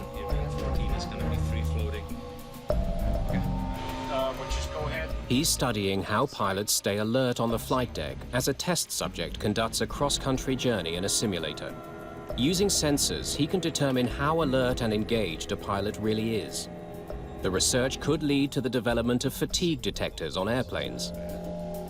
We are trying to predict pilot state so that we can adjust something on the flight deck to prevent the problem from getting worse or starting in the first place. We monitor brain activity, eye movement activity, heart, the EKG, and respiration, and other parameters in an effort to figure out what the pilot's or the crew's state is. Are they fatigued, overworked? Are they disengaged or distracted? This section is where they were really drowsy, and you can see that the gaze has become kind of bored. Schnell instructs the flight simulator to trigger a major systems failure in the cockpit. It's no good. Everything's dead. Hydraulic systems have failed. Flaps are not applicable. Crank up that heat map so we can see what this brain activity was. Brace for impact. When a crew is fatigued, what you might see is their reaction to events may slow down. So you'll see mistakes being made on the flight deck. It's precisely these kinds of mistakes on the part of Renslow and Shaw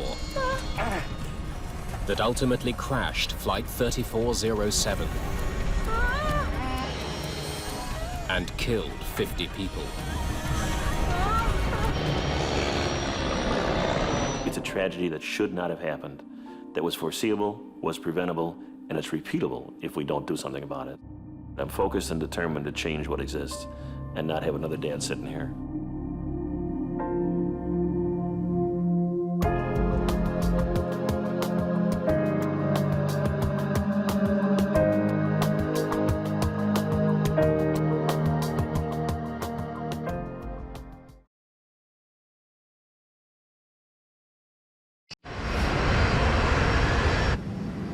Takeoff checklist complete. US Airways Flight 1549 has just left New York's LaGuardia Airport. Birds. And that fast, we were just on top of them. My aircraft. Our aircraft. Both of the plane's engines have stopped working. Mayday, Mayday, Mayday. This is Cactus 1549. The plane is falling from the sky. There are only a few seconds to decide what to do. If we can get it for you, want to try and land on runway 13. We're unable. 155 lives depend on the pilots making the right call. Hey, Cactus 1549, you can land runway 1 at Peterborough. Can't do it. With a bad option on the right and a worse one on the left, the crew decides to put their Airbus on the runway that's dead ahead. We're going to be in the Hudson. Mayday, Mayday.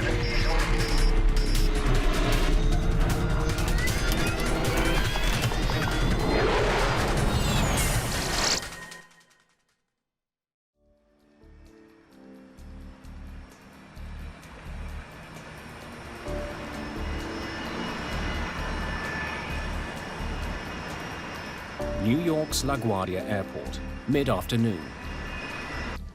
Please take a moment to listen to this important... US Airways Flight 1549 is a short hop from New York City to Charlotte, North Carolina. At least it will be a little warmer in Charlotte. Your seat serves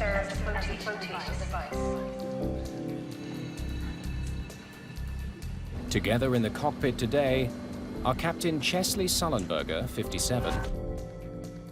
Clear to push. And First Officer Jeffrey Skiles, 49. We were late because the weather was bad earlier, but by this point, the weather had cleared off for our departure, and it was just puffy clouds. 28 brakes released. Spot 28 for Cactus 1549. 150 passengers are on board the European-made Airbus A320.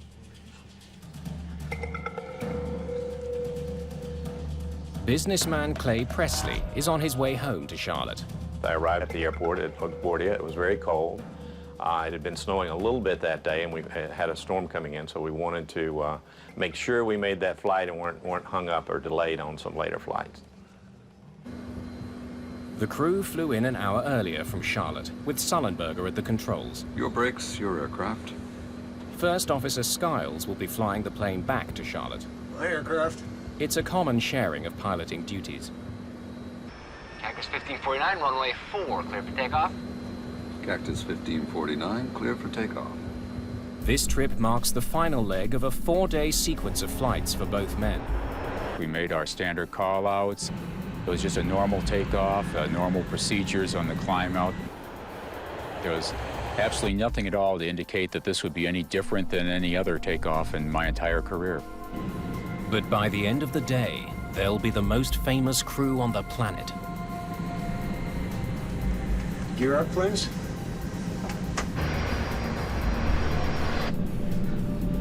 Gear up. Patrick Harton is one of the controllers handling traffic out of LaGuardia today. He has one of the most stressful jobs in the world. When I sit down in front of a radar, I'm responsible for every person on every airplane under my control. And I take that responsibility very seriously. Cactus 1549, New York departure, radar contact. Climb and maintain 15,000. The flight will climb northeast out of LaGuardia and then begin a slow turn south towards Charlotte. I think I had about 3 or 4 airplanes on my frequency at that time. And it was just a normal departure. You know, it's just another flight that I've handled a million times. Riding the thrust of 2 General Electric engines, the aircraft powers into the sky. Cactus 1549, 700, climbing 5,000. What a view of the Hudson today. Yeah. After takeoff checklist complete. Flight 1549 is traveling at almost 400 kilometers an hour. It's been in the air for just a minute and a half. I caught something out of the corner of my eye, and slightly to our right, but still ahead of us, was a line of birds.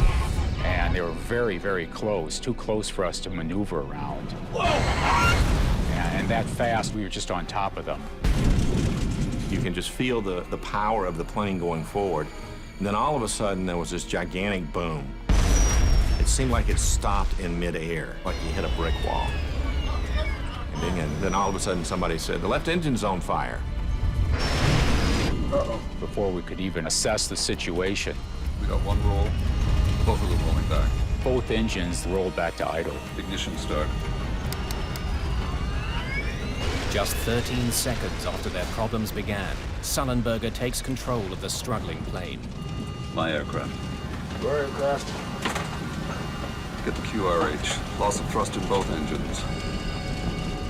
The QRH, or Quick Reference Handbook, is a step-by-step guide to dealing with emergencies. Mayday, Mayday, Mayday. This is Cactus 1549. Hit birds. We've lost thrust in both engines. We're turning back towards LaGuardia. When a pilot says Mayday or declares an emergency, you go from a focus state to a hyper-focus state. You just focus in on the emergency itself and, figure out the solution to the problem. Okay, you need to return to LaGuardia. Turn left, heading 220. 220. All of a sudden, there was a smell that came through the cabin. Something's burning. If fuel remaining, engine mode selector, ignition. What I'm thinking, though, at this point is that, we're just going to have to restart an engine. Thrust levers. Confirm idle. Idle. The procedure is to try to restart the engines, and I always had faith we could do that. Airspeed optimum relay, 300 knots. We don't have that. We don't. Okay, Cactus 1549, if we can get it for you, we want to try and land on runway 13. We're unable. The conversations with Captain Sullenberger were very short and to the point, which was very appropriate for the emergency. There was a lot going on and wasn't much time to handle it. When Captain Sullenberger simply said unable, it didn't bother me. I mean, he had his hands full flying the airplane, and I understood that. So my job is just to move on to the next option. All right, Cactus 1549, it's going to be traffic for runway 31. Unable. Harton still wants the jet to return to LaGuardia, but Flight 1549 is now just 1,400 feet above the ground. Cactus 1549, runway 4 is available if you want to make left, traffic runway 4. I'm not sure we can make any runway. What's to our right? Anything in New Jersey, Teterboro? Okay, yeah, off to your right side is Teterboro Airport. You want to try to go to Teterboro? Teterboro is a small airport on the New Jersey side of the Hudson River, but it's several kilometers away. And without their engines, Flight 1549 is dropping fast. You want to try to go to Teterboro? Yes. When the air traffic controller pointed out Teterboro, I looked at it and I stopped, and I was kind of concerned that he was actually going to try for it. I didn't think we could make it. So you're sitting there very quietly. People are anxiously waiting for information, and they wanted reassurance that things were going to be okay. You could hear the microphone come on.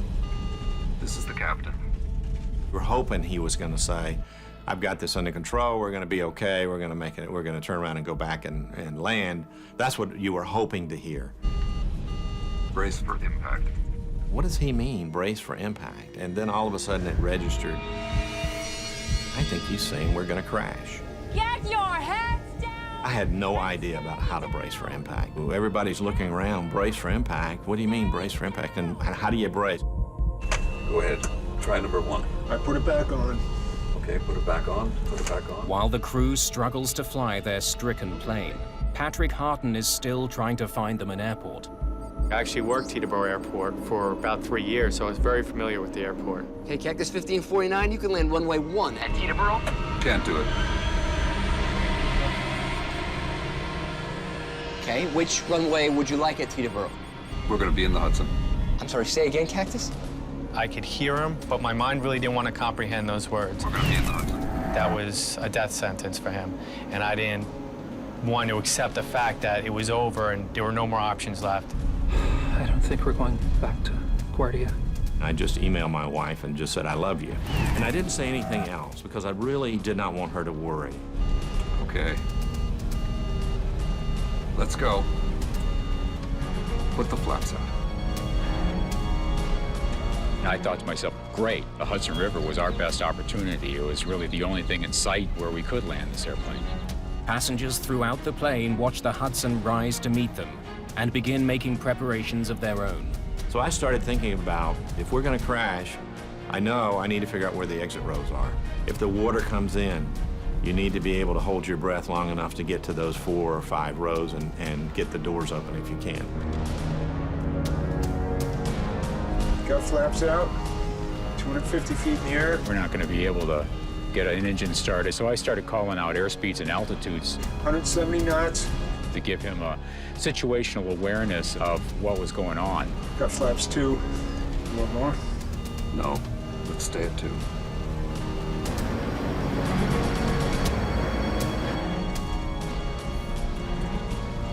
Got any ideas? Actually, not. We were so focused on what we were doing, and I always thought it would work out.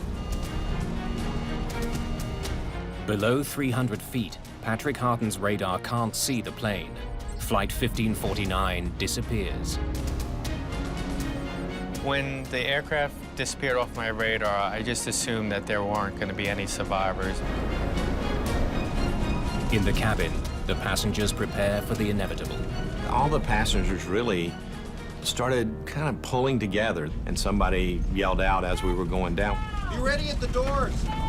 The folks at the door says, "We're ready." I was just scared to death. We're going to brace.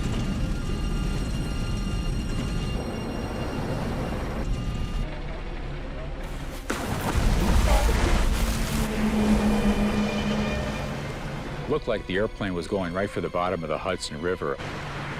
All we saw was water cascading over the windshield. It was like a tornado. Pieces of the plane were being torn apart. Some people were thrown around pretty good. Then the airplane popped up, and it was just sort of gently rocking in the waves.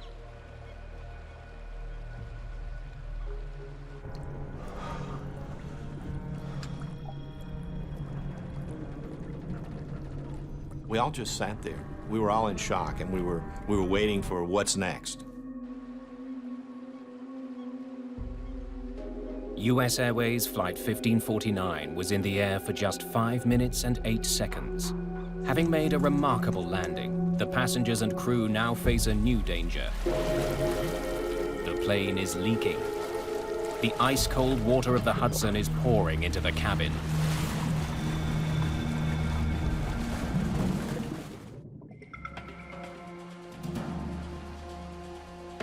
The crew of Flight 1549 has just performed an extremely difficult aviation feat, but they still have more work to do. Captain Sullenberger heads for the cabin, while First Officer Skiles shuts down the plane. I stayed behind and did the evacuation checklist, and so it was probably about 45 seconds before I actually went back myself in the cabin after we landed. In an instant, the $75 million plane has become an unlikely boat floating down the Hudson River.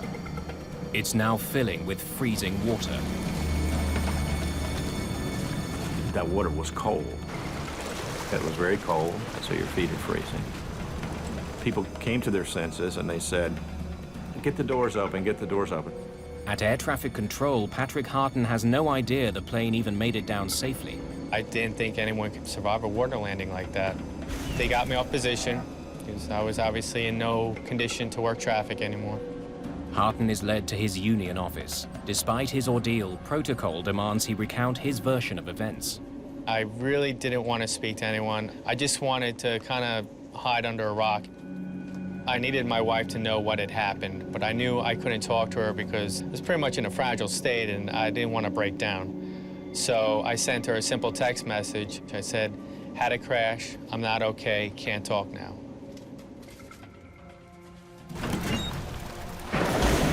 Passengers nearest the exits open the doors quickly, while Sullenberger and the cabin crew begin managing the evacuation. I just jumped up very quickly and started making my way to the emergency door. And so I worked my way out onto the wing, just a few steps to start with. I started noticing that people around me had their flotation devices. They'd pulled up their seat bottoms, or they had a life jacket that they'd taken. I had nothing with me. Skiles heads back to help the crew in the cabin get passengers out of the sinking plane. He knows there's not much time, and one of the flight attendants has been injured. I went back to about mid-cabin, and Sully and I and two young men were getting seat cushions and life vests, which are underneath the seats, and we're passing them out.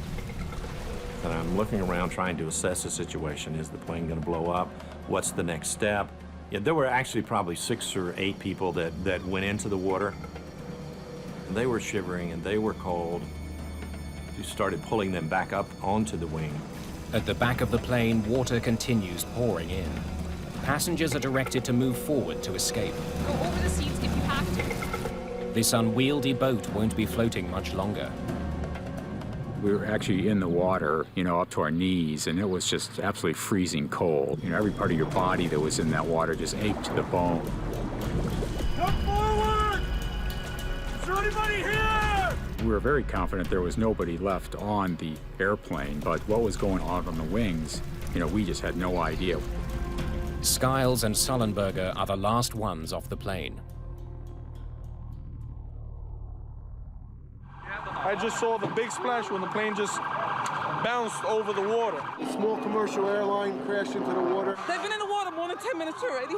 LaGuardia Airport has sent out an alert to New York's emergency services. In the middle of the Hudson, 155 frozen people hope that help will arrive in time. I saw the first ferry, and I could see the wheelhouse. I felt like, okay, we're really going to be okay. There was a sigh of relief. First on the scene are passenger ferries that have been shuttling people across the Hudson. They are eventually joined by the Coast Guard and fire department. The atmosphere on the ferry was still one of concern because we didn't know whether all the passengers got off the plane at that point in time. I was sitting in the union office preparing to make my statement. Where do I start? And that's when one of my friends popped their head into the office and said, "Hey, Patty, it looks like everyone made it." And I was like, really? That was incredible news. I mean, I was still traumatized by the event itself, but the fact that everyone made it was just, it's like the weight of the world was lifted off my shoulders. The entire nation looks on as every single passenger and the entire crew of Flight 1549 is brought to safety.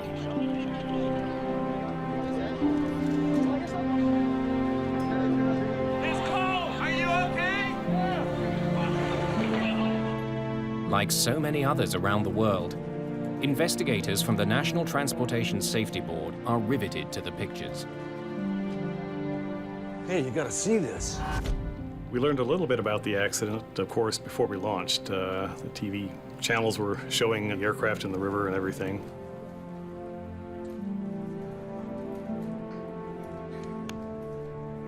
All agree that the landing is extraordinary. I think it's a miracle, and very blessed to have walked away. I reached over to Captain Sully and just said, I just want you to know you saved my life and everyone's lives here. In my mind, we were dead, and every one of us came out of that alive. It's a miracle. By evening, the plane is almost completely underwater. The current is pushing it towards the edge of the river. The aircraft was tied up against the pier, and we went down to look at it to see what we were up against, of course. But we can't do much at night. NTSB investigator Harold Reichel arrives on the scene. The water was dark, of course. We just saw the tail and most of the fuselage, and one of the wings was underneath the water. We knew it was going to be quite difficult to get it, A, out of the water, and then B, to a place where we could examine the components of the airplane in a more controlled manner. For investigators, it's an unusual situation. Normally, their main task is to uncover the cause of a crash. With Flight 1549, the cause seems obvious. Birds. The original Mayday call was clear. Mayday, Mayday, Mayday. This is Cactus 1549. Hit birds. We've lost thrust in both engines. We're turning back towards LaGuardia. Okay, you need to come back. The crew reported that they hit several birds shortly after takeoff. I think everybody realized that a bird strike had occurred. What people didn't know was what kind of birds brought the aircraft down, whether it might have been a combination of a bird strike plus something else, whether the crew acted and flew the aircraft as they should have. My aircraft. Your aircraft. Get the QRH. US Airways pilot made an incredibly skillful emergency landing in the Hudson River. Investigators want to interview both pilots, but their sudden fame makes them hard to get to. It became a little bit more difficult than usual to A, locate the flight crew, and then B, to talk to them. They were instant heroes.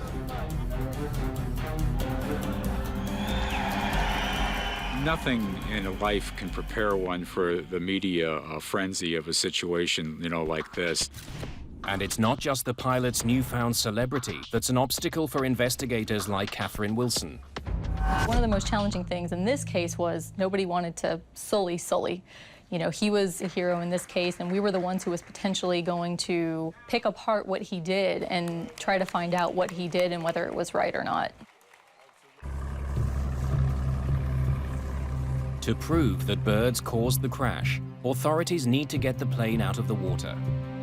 But a vital piece is missing. We had been told earlier that both engines were still attached to the aircraft. That turned out not to be true. So that became a major goal right off the bat, was to figure out where that second engine was.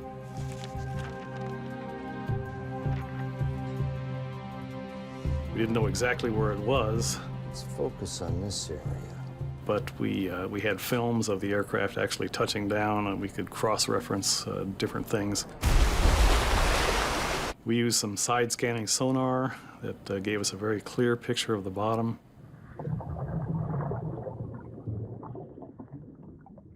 It wasn't that easy to do because the Hudson River has a current, and the current changes throughout the day. So it took 3 days, ultimately, to find the engine. Within days, the recovered engine and the rest of the aircraft are moved to a warehouse in New Jersey, so investigators can study the wreckage more carefully. We certainly couldn't do it out there at the edge of the Hudson River, and you can imagine how interesting it was to take an airplane 150 or 200 feet long through a very, very populated area in New Jersey. As the plane is being moved, investigators work with the voice and data recorders. Okay, let's hear it. Which were in the most damaged part of the plane, the tail. The cockpit voice recorder and the flight data recorder were in virtually pristine shape. The aircraft had sustained quite a bit of damage in the rear end, but the recorders themselves survived very well. We were really lucky. All of the data was able to be downloaded normally. We got one roll, both of them rolling back. Listening to the CVR provides vital insight into how the crew responded to the emergency. In this case, both Captain Sullenberger and First Officer Skiles acted extremely professionally. Ignition start. Each member had their own roles and responsibilities. They stayed with those roles and responsibilities throughout the accident flight and communicated only when necessary. Put the flaps up. On Flight 1549, My aircraft. it took just seconds for the crew to each assume their individual responsibilities. Part of the reason they handled the emergency so well was that Jeffrey Skiles had only just finished his Airbus training. This was my first trip out as a regular line pilot in the Airbus A320. I literally was right out of training. And the benefit of that was that he knew exactly the checklist to turn to, and that's exactly what he did. Fuel remaining, engine mode selector, ignition. Crews are highly trained in emergency procedures, and the main thing is to follow procedures in this instance, and that's exactly what First Officer Skiles did by grabbing the quick reference handbook and turning to the appropriate checklist. But as investigators examine the checklist for restarting this plane's engines, they make a troubling discovery. It was assembled for an event that occurred 20,000 feet in the air, where a crew would have plenty of time to slowly and carefully go through a 3-page checklist, the end of which was, how do we ditch the airplane? So it was a 3-page checklist, and really, I only got to about the page and a half through this checklist in the time that we had. Airspeed optimum relay. The crew spent a lot of time trying to restart the engines when they could have been focusing on preparing the airplane for the ditching. 300 knots. You don't have that. We don't. Overly complicated checklists have played a role in deadly plane crashes in the past. In 1998, a fire broke out on board a USAir passenger jet. The checklist the crew used for that situation would have taken them up to half an hour to complete. It's a half hour they didn't have.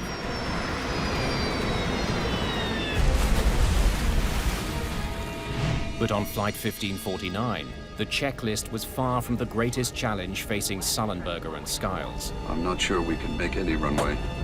Water landings are notoriously difficult because unless they're perfect, they can be catastrophic. In 1996, after a hijacking, an Ethiopian Airlines captain tried to land off the Comoros Islands when his plane ran out of fuel. His left wing hit the water first, causing the plane to cartwheel. It was ripped to pieces. Of the 175 people on board, only 50 survived.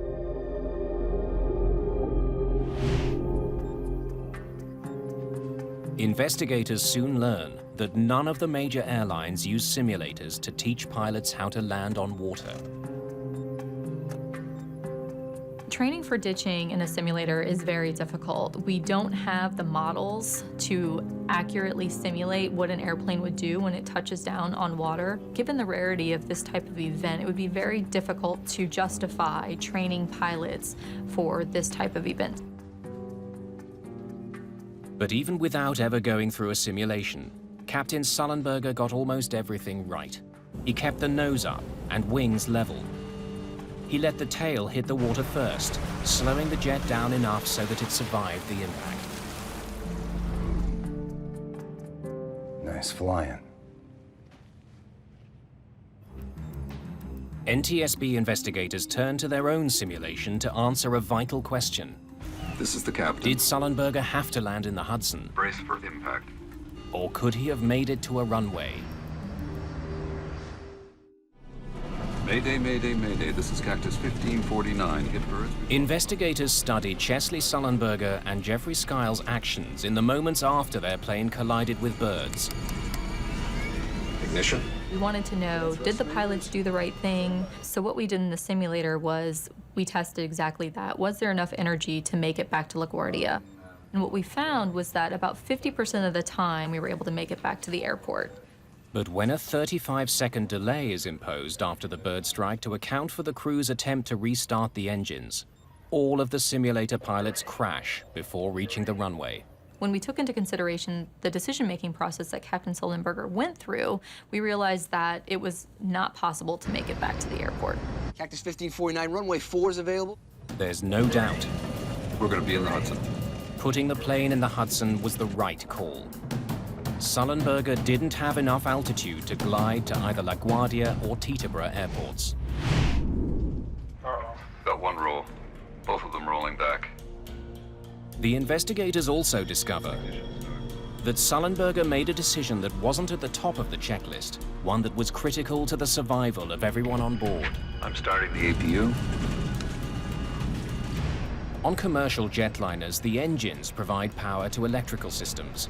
If the engines stop working, the crew eventually loses those systems. The APU is an emergency generator that keeps some things running. The APU allowed him to still see his screens, the instruments still worked. It also allowed the A320 itself to assist with the heroic landing. The APU provided power to the plane's electronic brain, stopping the pilots from making any potentially dangerous moves. It kept them inside a so-called flight envelope. By starting the APU early in the sequence, the flight crew was able to maintain the flight envelope protections, which prevented the airplane from stalling when the airspeed got too slow. He's right on the edge of stall speed. The flight data shows that Sullenberger was going slower than the ideal speed.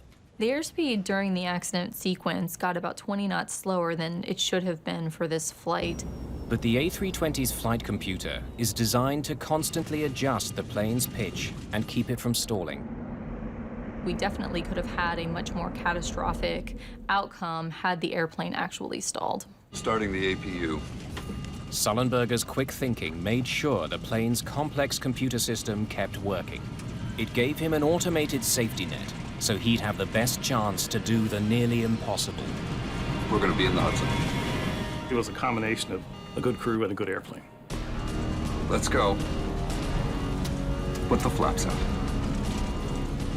The captain had the presence of mind, for instance, just before they were about to land, a couple of 100 feet in the air, to turn to the first officer and ask, Got any ideas?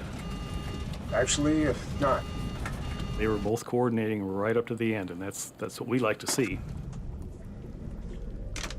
Skill, training, and the aircraft's very design combined to save the lives of 155 people. But investigators still want to know how birds crippled two highly advanced jet engines, and if they can stop it from happening again. 8 days after the crash, investigators are finally able to examine the engines in detail. Richard Dolbear has spent much of his career studying collisions between birds and airplanes. When aircraft strikes a bird, generally there's not much left of the bird, particularly if that bird goes through the engine.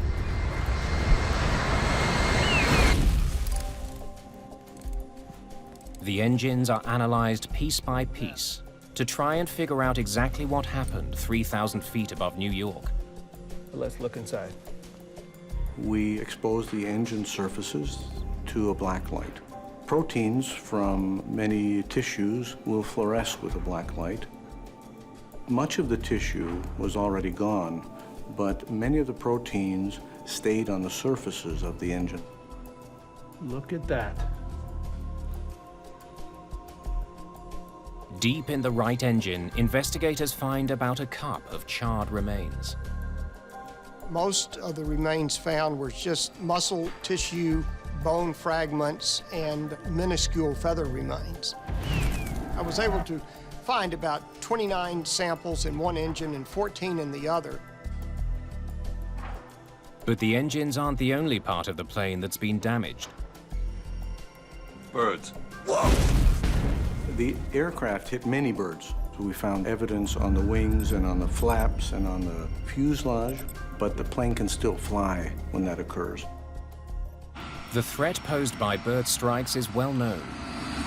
Bird strikes are a much bigger problem than the general public realizes. In the last 20 years, there have been approximately 210 aircraft that have been destroyed because of collisions with birds. This Boeing 757 ingested a crow while taking off from Manchester, England, later landing safely. In 2008 alone, there were 4 dramatic accidents. A Boeing 747 sucked a kestrel into one of its engines. The crew aborted takeoff and survived. The plane was ruined. This jet ingested pelicans into both engines, and one ended up in the cockpit. Repairs cost $2 million. The engine of an MD-10 was severely damaged by a gadwall. The repair cost was $900,000. And 5 people were killed when this Cessna smashed into at least one pelican.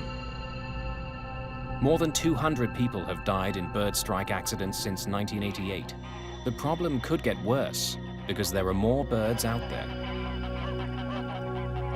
By restricting the use of pesticides that were hazardous to birds, such as DDT, we've seen a tremendous rebound in the populations of bird species. A remarkable increase in the Canada geese that are resident, non-migratory birds. Nationwide, the population has grown from about 1 million to about 4 million.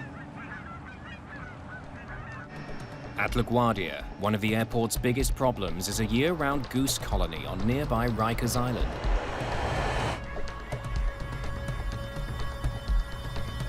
From the year 2002 to 2004, there were 8 Canada goose strikes at LaGuardia Airport. It involved birds either on the airport or right off of the airport. One of those strikes almost caused a plane to crash, and it was a very close call.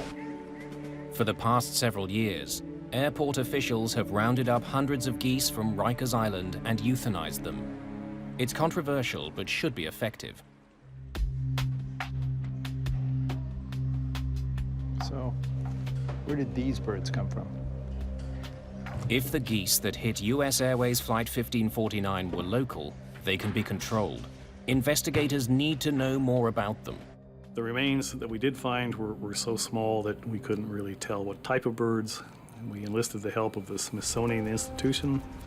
They can take remains, even very small remains, small pieces of feathers or flesh or whatever, and they can identify them. The hope is that DNA analysis of the remains will not only confirm the bird's species, but also offer clues as to where they came from.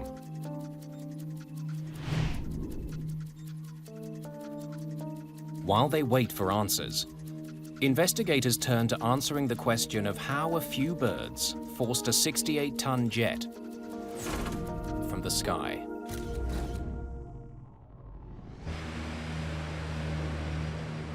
Before they can be used in a passenger jet, engines undergo rigorous testing to prove they can perform under extreme conditions.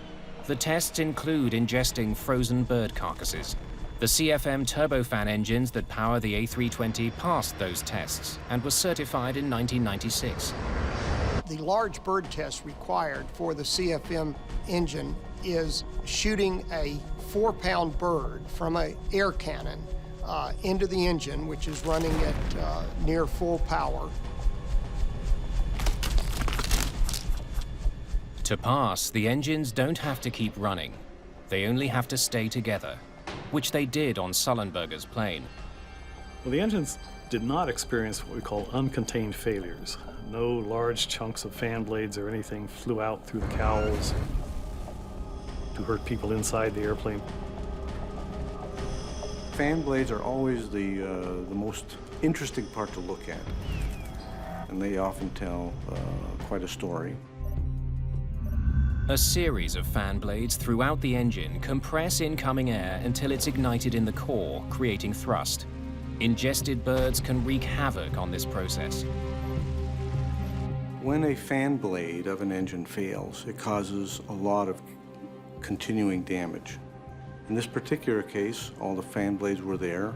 They suffered severe damage, but none were broken.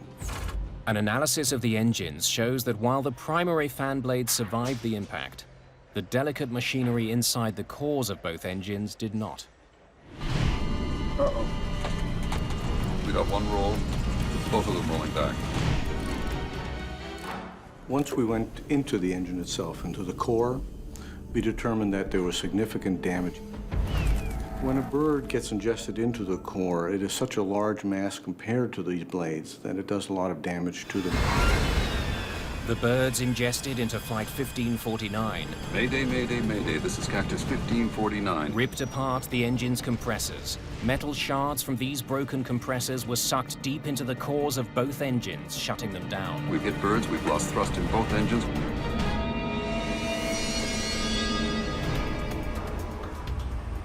When DNA results come back from the Smithsonian Institution, investigators finally understand why Flight 1549 lost both its engines.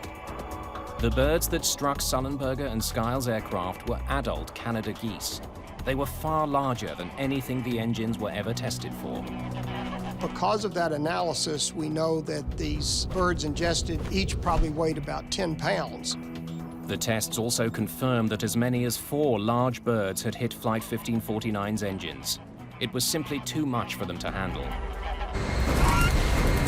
Rarely do birds get ingested into the core of the engine. Rarely does an engine ingest the bird and then stop running completely. That's a very rare event. Ignition start.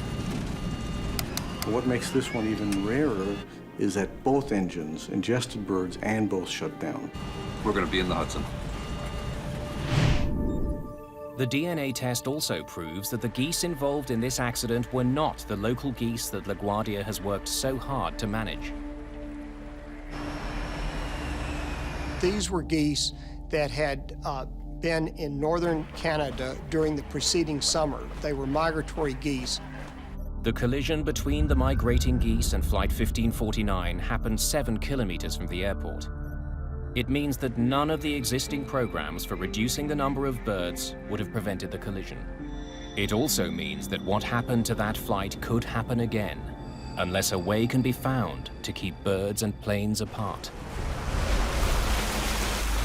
Romeo Whiskey 2-1, radar contact, Walsh report 20 DME southeast Melville. Every year, about 2 million planes pass over New York's airspace.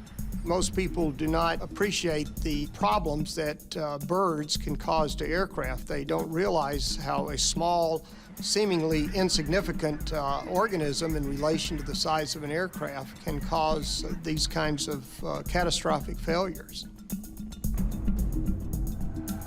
The airline industry needs to find solutions to bird strikes.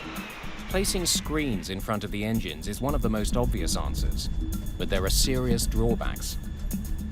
Screens can fall off, screens can break, and then they would be ingested into the engine, causing similar damage or more catastrophic damage. Screens can also introduce turbulence to the airflow, which can starve the engines of air, causing them to fail. Winter weather is also a serious problem for engine screens. A screen is a perfect ice builder, and it will accrete ice very quickly in icing conditions. A more promising solution is already being tested in several American cities, including New York. At John F. Kennedy Airport, specialized radar is sweeping the skies looking for birds near planes. Most airports are equipped with radar that sends out radio waves that simply bounce off objects in the sky. Typically, only large objects are seen, and most of this information isn't passed along to air traffic controllers.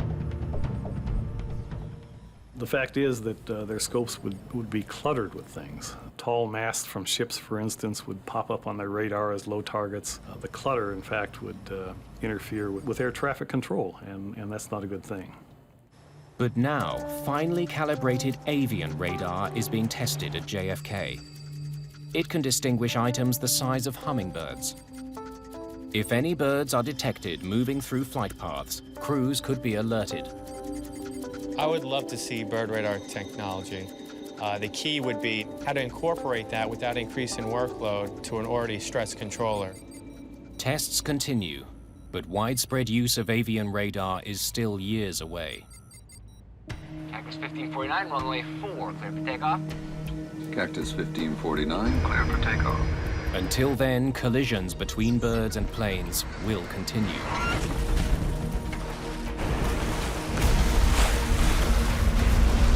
What the safe outcome of Flight 1549 proved is that right now, the best defense against this threat is a good team in the cockpit. We had a very experienced flight crew with very good training. My aircraft. Your aircraft. Get the QRH. All your training that you've done, all the years that you've been flying the airplanes, it all just comes back to you when you need it. My aircraft. Sully and I worked together extremely well on this event. I knew what was in his mind, and he knew what was in my mind. We were both accomplishing our individual roles, but we had a knowledge of the whole situation. Okay, you need to return to LaGuardia. Turn left, heading 220. 220. This event definitely puts things in perspective for you as a controller.